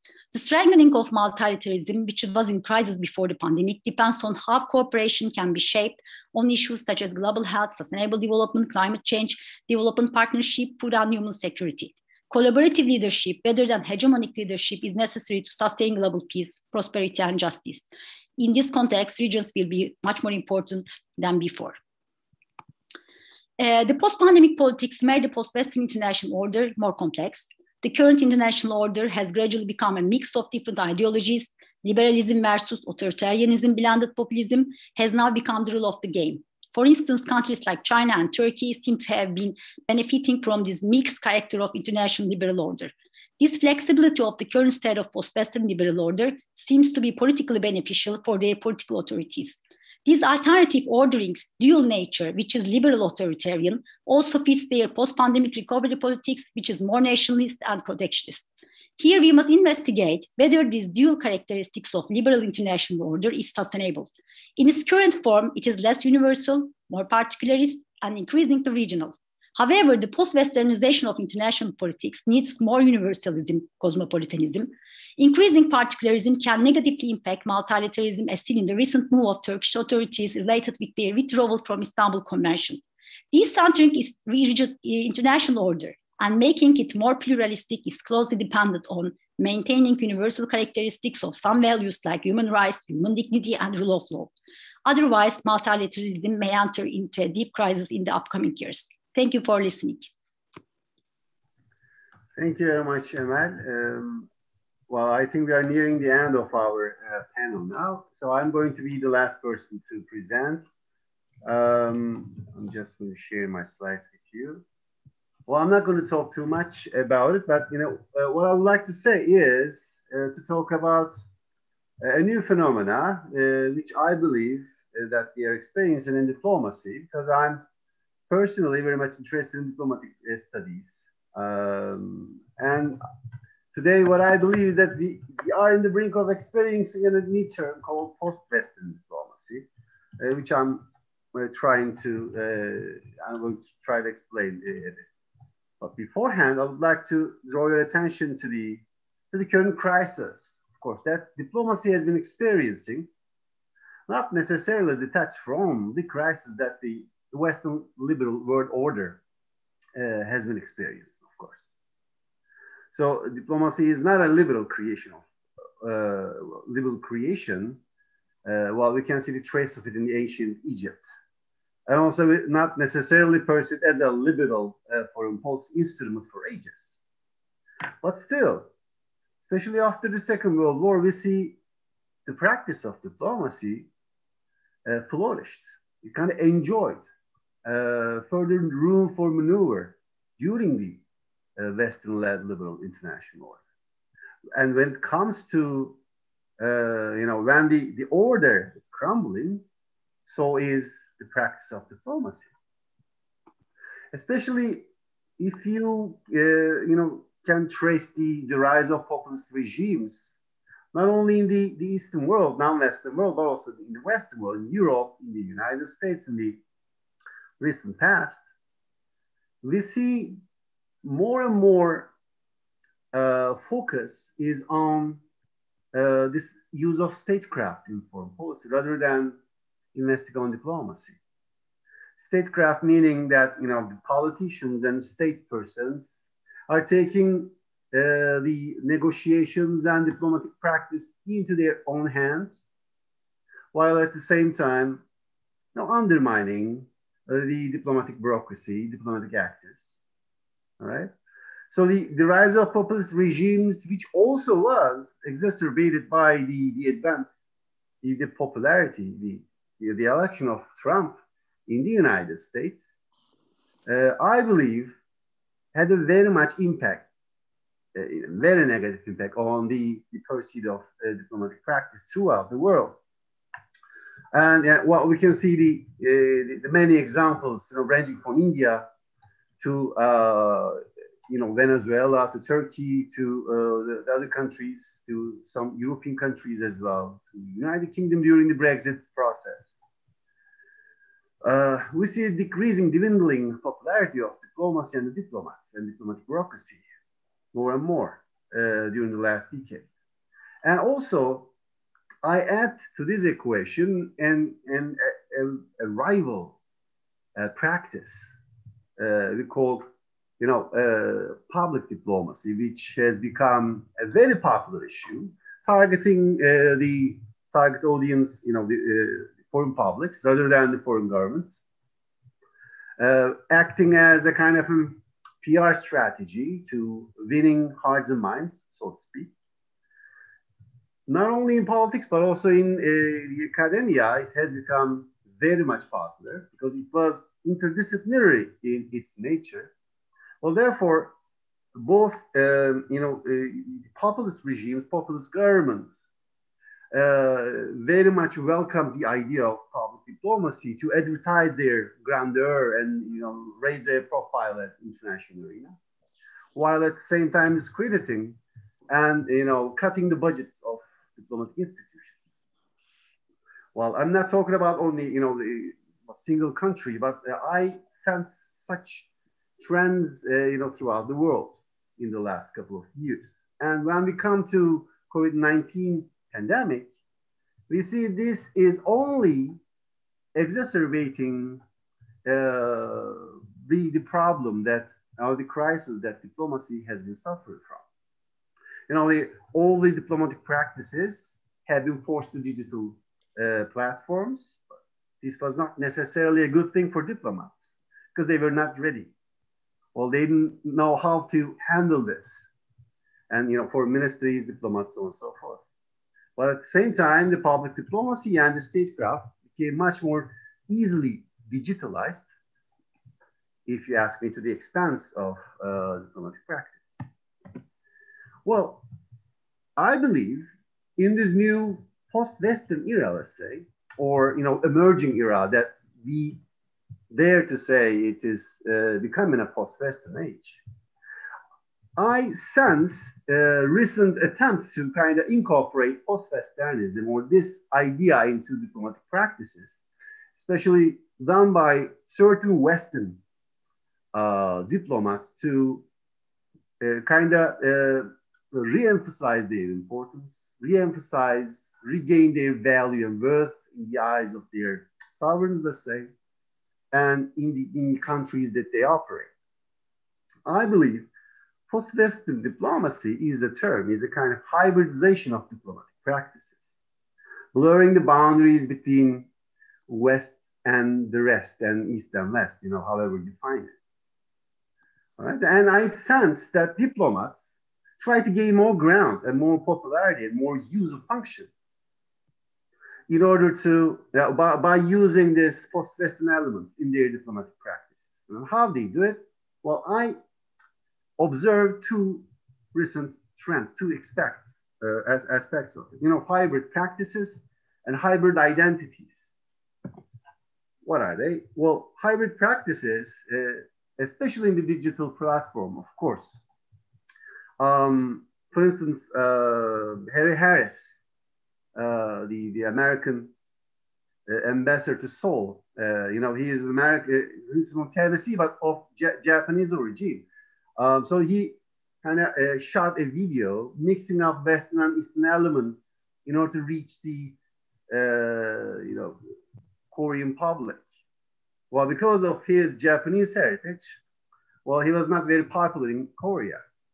So nobody is also confirming what I'm saying. So he wanted to kind of re-emphasize his value. You get the support and the sympathy of the public that he is working in by mixing the cultural elements between the American or Western culture, Western elements, and the Korean elements. So what he did, he kind of did a mixture of cocktails, like the Western cocktails with soju, the Korean alcohol, kind of, or the Korean fruits, or the mixing Eastern and Western elements in the drink to make a hybrid model in order to increase his appeal to the local people. To what extent this was a successful move, it is another question. Well, because of his Japanese heritage, he was struggling, of course. But if you ask me, another hybrid practices which I deem as more successful in comparison was made by a British diplomat this time, Richard Moore, British ambassador to Ankara, to Turkey. Well, he kind of, what I call acculturation, he infused Eastern and Western elements, not necessarily in his activities, kind of instrumentalizing it, but he kind of incorporated them into his personal life. He kind of associated with them, identified with them personally. He outspokenly declared itself as a Beşiktaş fan, as one of the Turkish football giants. For American soccer giant. So he outspokenly advertised his, the fandom, let's say, of Beşiktaş in every opportunity, in social media, and the interviews, so on and so forth. And while he was doing his farewell speech, as you can see from the photo and below, he was chanting the Siyah Beyaz, shouting, of the Beşiktaş team. So it was very appealing to of course, some portion of the Turkish society. And he is still writing in Turkish, tweeting in Turkish and answering questions in Turkish and communicating, interacting with the Turkish audience over Twitter. And he is still, his impact is still, living on. And he kind of set an agenda for the other British diplomats to follow suit in their effort to increase their appeal within the Turkish public. And hybrid identities, this is my final observation. Of course, this is a work in progress, just a preliminary observation of what I'm trying to do so far. Well, diplomats having multiple identities, right? This can be used by governments as, the highly instrumental in mediation, highly instrumental in representing the government abroad, like Gary Locke, former US ambassador of Chinese origin to Beijing. And although he was not a diplomat per se, but of course he was the former governor, he had a huge state experience, bureaucratic experience. And he was deemed by the American press, some of the American press at least, as one of the most successful US ambassadors ever worked in China. Because he kind of used his personal, the heritage, Chinese heritage, in order to find a middle ground between the US and the Chinese authorities when it comes to mediate between them, and during his tenure there, he solely worked very successfully for the solution of two crises between two countries. Okay, I think that's it for me today. Well, this is a work in progress, and I also, would like to say, well, these practices are, in my observation, are very much used by the so-called Western diplomats in order to increase their appeal to the non-Western world. But also, I was very fascinated by Erika's presentation, especially in her example about the Brazilian ways of doing things in diplomacy, which could also be seen as very much post-Western diplomatic practice, which I'd like to hear more about, and also maybe we can work together on this. Thank you very much. Okay, since I am the one moderating as well, so I would like to open the floor to the questions and comments.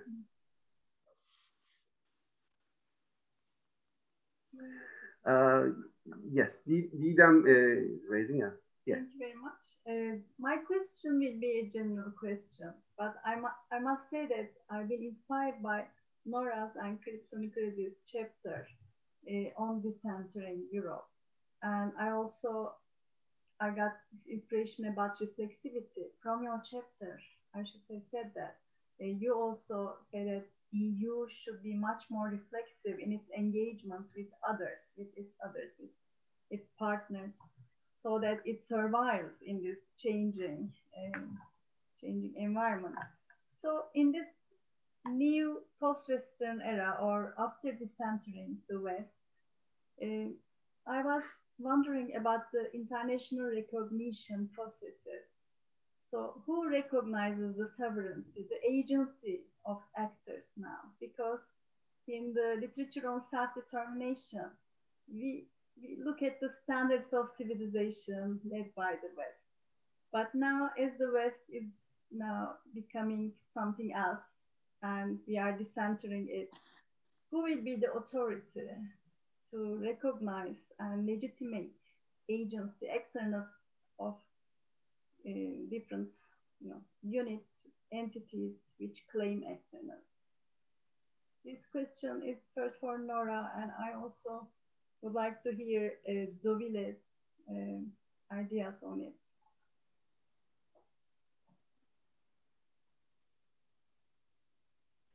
Shall I take it, or? Okay, well, thank you for your very kind words. And yeah, you are, I think you hit on something quite profound there in terms of the sort of internal sovereignty and external sovereignty, and the way that ultimately, especially external sovereignty, has this performative dimension that necessitates formal mutual recognition, and that this practice is, not just a way of creating order and enabling sovereign agencies in the world, but it's also a form of exclusion, and one with sort of a deep and problematic history in the European sort of standard of civilization and the criteria via which different actors, agencies have been legitimized or not, and therefore, their ability to function independently, either in trade regimes or even in terms of maintaining independence. So it's a really profound question, and I don't know that I have an easy answer for it, but perhaps Baris does, in terms of the hybrid, sort of the potentiality of kind of what you describe as hybrid or sort of culturally syncretic diplomatic practices. And I imagine sort of at one level, those types of practices will remain embedded in power structures and power hierarchies that still sustain, whoever is the powerful actor, the more powerful actors will be the ones who are able to muster the votes, and at the United Nations, or within the European Union, to decide whose sovereign claims are most salient, whose traumas are to be remembered, and whose traumas are to be forgotten.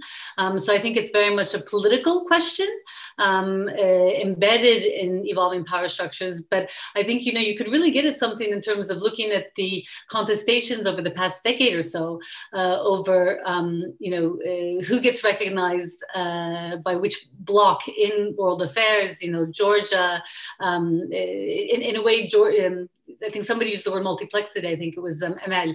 Like, in a way, the beginning of sort of multiplexity kind of manifesting itself as more than a sort of a conceptual idea, but as the actual sort of conditions in which we are pursuing international relations. The Georgia conflict was a very significant one there, and that was retaliation for Western unilateral recognition of Kosovo in the 90s, and Ukraine follows up on that. So I think this is a site of contestation and a power struggle between who gets to say who is a legitimate international actor or not. I don't have an answer for it, but in terms of as a site of inquiry with which to probe the contest over voice and power in a post-Western space that is multiplex and that is more fluid, and where there is more room for maneuver, arguably also at the regional level, as Emma suggested, is I think a really fascinating research question to be pursued. But I don't have the answer. Thank you very much. Any more questions and comments? I guess if I could just add a couple of things, I think I really would like to highlight Nora's points about the importance of cultural practices. And I really loved your point about the importance of whose traumas are to be remembered and whose are to be forgotten. And I think we can very clearly see this, especially, talking about Eastern European research, this contestation of traumatic memories, even when we look at Ukraine's uncertain sovereignty and how Ukraine, during the crisis and after the crisis, tried to make a case for its trauma, and how this was contested by Russia. And here, World War II memory played a major role, and the use of a discourse related to fascism and fascists and the strong words were very, very important in a sense, undermining the legitimacy of Ukraine. So I think when we're talking about the issues related to sovereignty, I think that in the post-Western world, it will be crucial for the actors to come up with a compelling trauma story, compelling biographical narrative that the other actors could relate to. I think that's a fascinating question, in a sense, how to construct such a compelling biographical narrative, how to construct a trauma story which would be appealing to others, and it will probably be contested by others without any doubt. But I think the ability of actors to construct such a story will be very, very important. Okay, thank you very much. Anyone else? Nora, would you like to comment on that? Okay. Well, I can. I don't mean to be dominated. The conversation. I just. I can defer if anyone else has questions, but if not, I'm happy to jump in with a few. Of course, yeah. Okay. Yeah, I mean, first of all, on the just again responding to, I find Dovia's work so fascinating, and I think you're absolutely onto something by arguing that sort of contest over historical memory and trauma are really sort of potent, pregnant site for global IR inquiry in the future, because as I think it was somewhere in the chat, someone mentioned, Western modernity itself is an act of amnesia. In many ways about what came beforehand, and also selective memory in terms of whose stories get advanced within the West as well as beyond the West. And so much of the sort of the very fraught sort of contestations we're seeing both within our societies and transnationally, internationally, are about sort of contesting these types of amnesia and the way that the ability to contest is embedded in power capabilities. So I think it's, really, really promising site of inquiry. And that was actually the question I was going to ask to Dovil, is sort of, because your work, at least in your presentation, your work was foregrounding memory, and I wanted to ask you to kind of speak a bit more to amnesia as another site that needs to be probed. In my work with Calypso in particular on amnesia in the EU, we really foreground how there's at one level the EU is a project of atonement for a specific trauma, and that of the Holocaust as microcosmic of the intra-European tragedy. It's not micro by any means, but in terms of the politics of atonement, and then the sort of the claim to normative power, which are enabled by that act of atonement, are predicated on a very specific type of memory that absolutely occludes colonial histories and colonial atrocities that Europeans inflicted. Even in Germany, for example, one of the state that's always held up as the great the great atoner, but there's legacies of German practices in Namibia, for example, that are really swept under the carpet, and so I just would be very interested in your take on the politics of amnesia. And then I have a couple other questions for other people, but would you prefer that I ask them all in a cluster, or shall we go one by one? Well, as you wish, it doesn't matter actually, however you like. Well, why don't I just throw them out there so that the recipients can play with ideas while we're discussing. And my one for Emma was had to do with there was so much in your presentation, and it sparked a lot of thoughts. And but I guess the one that I was kind of most sort of struck by and curious about, and would invite you to unpack more is you structured the presentation around a tension between sort of universalism and eclipse, and then especially the way the pandemic is kind of this critical juncture,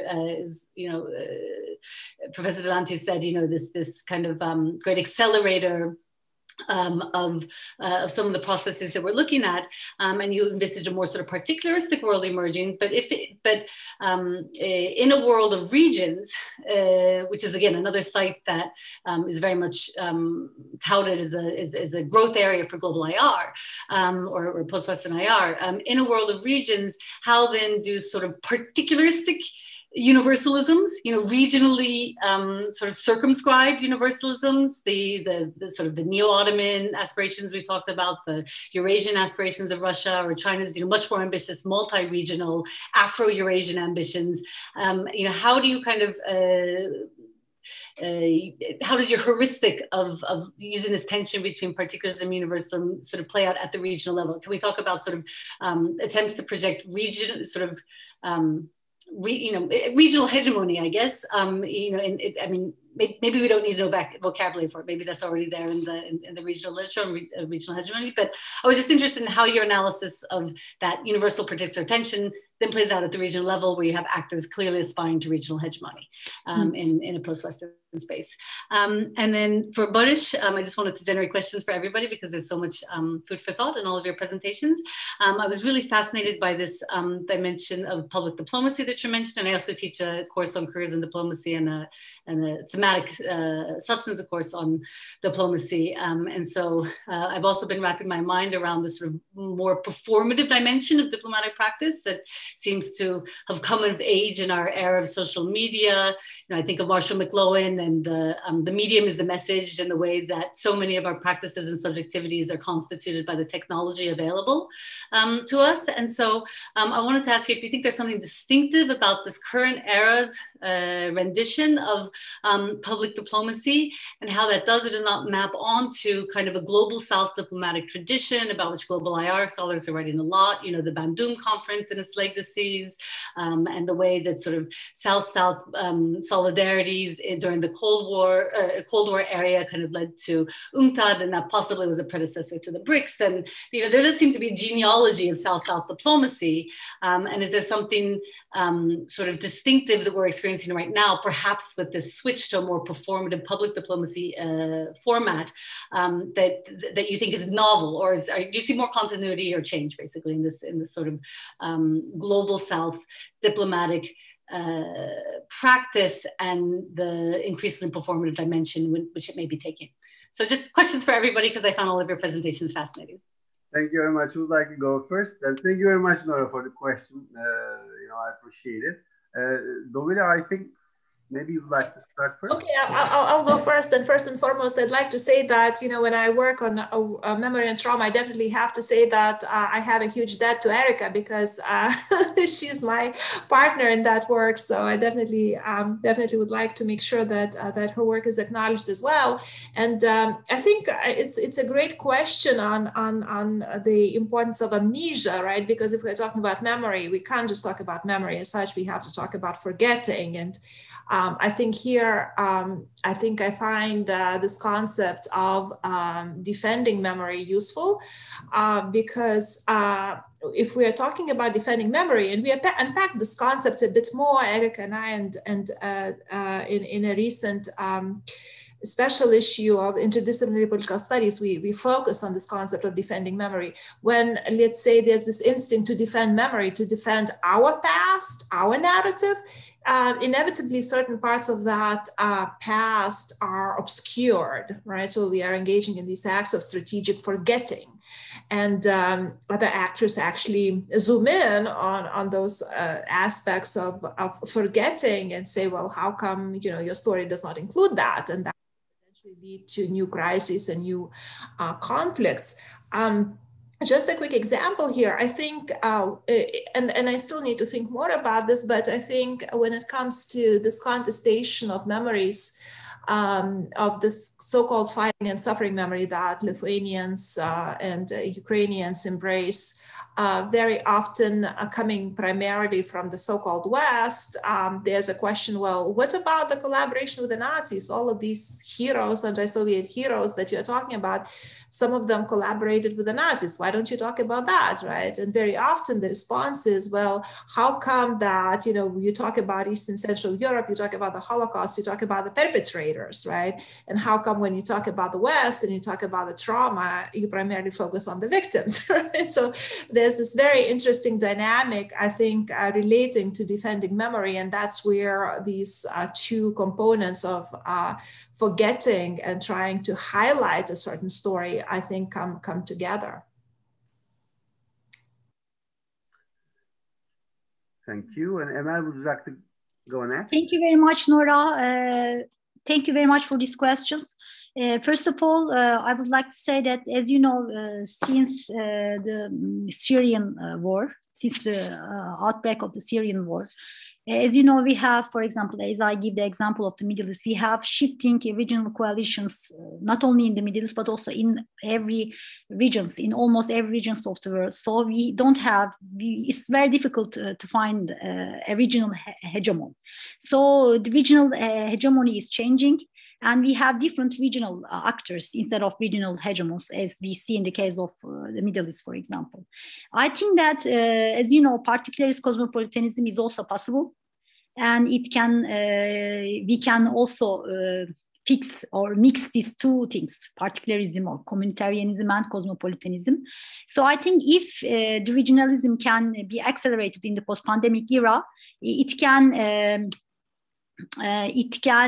decrease the negative impacts of particularism, I think. So this is why I wanted to talk a little bit about regionalism and its importance in the post-pandemic era and its importance on the post-Westernization of international politics too. Because as you know, if we cannot combine communitarianism with cosmopolitanism, if we forget universal values and if we give much more value to particularism, then it is not possible to have a strong multilateral international order.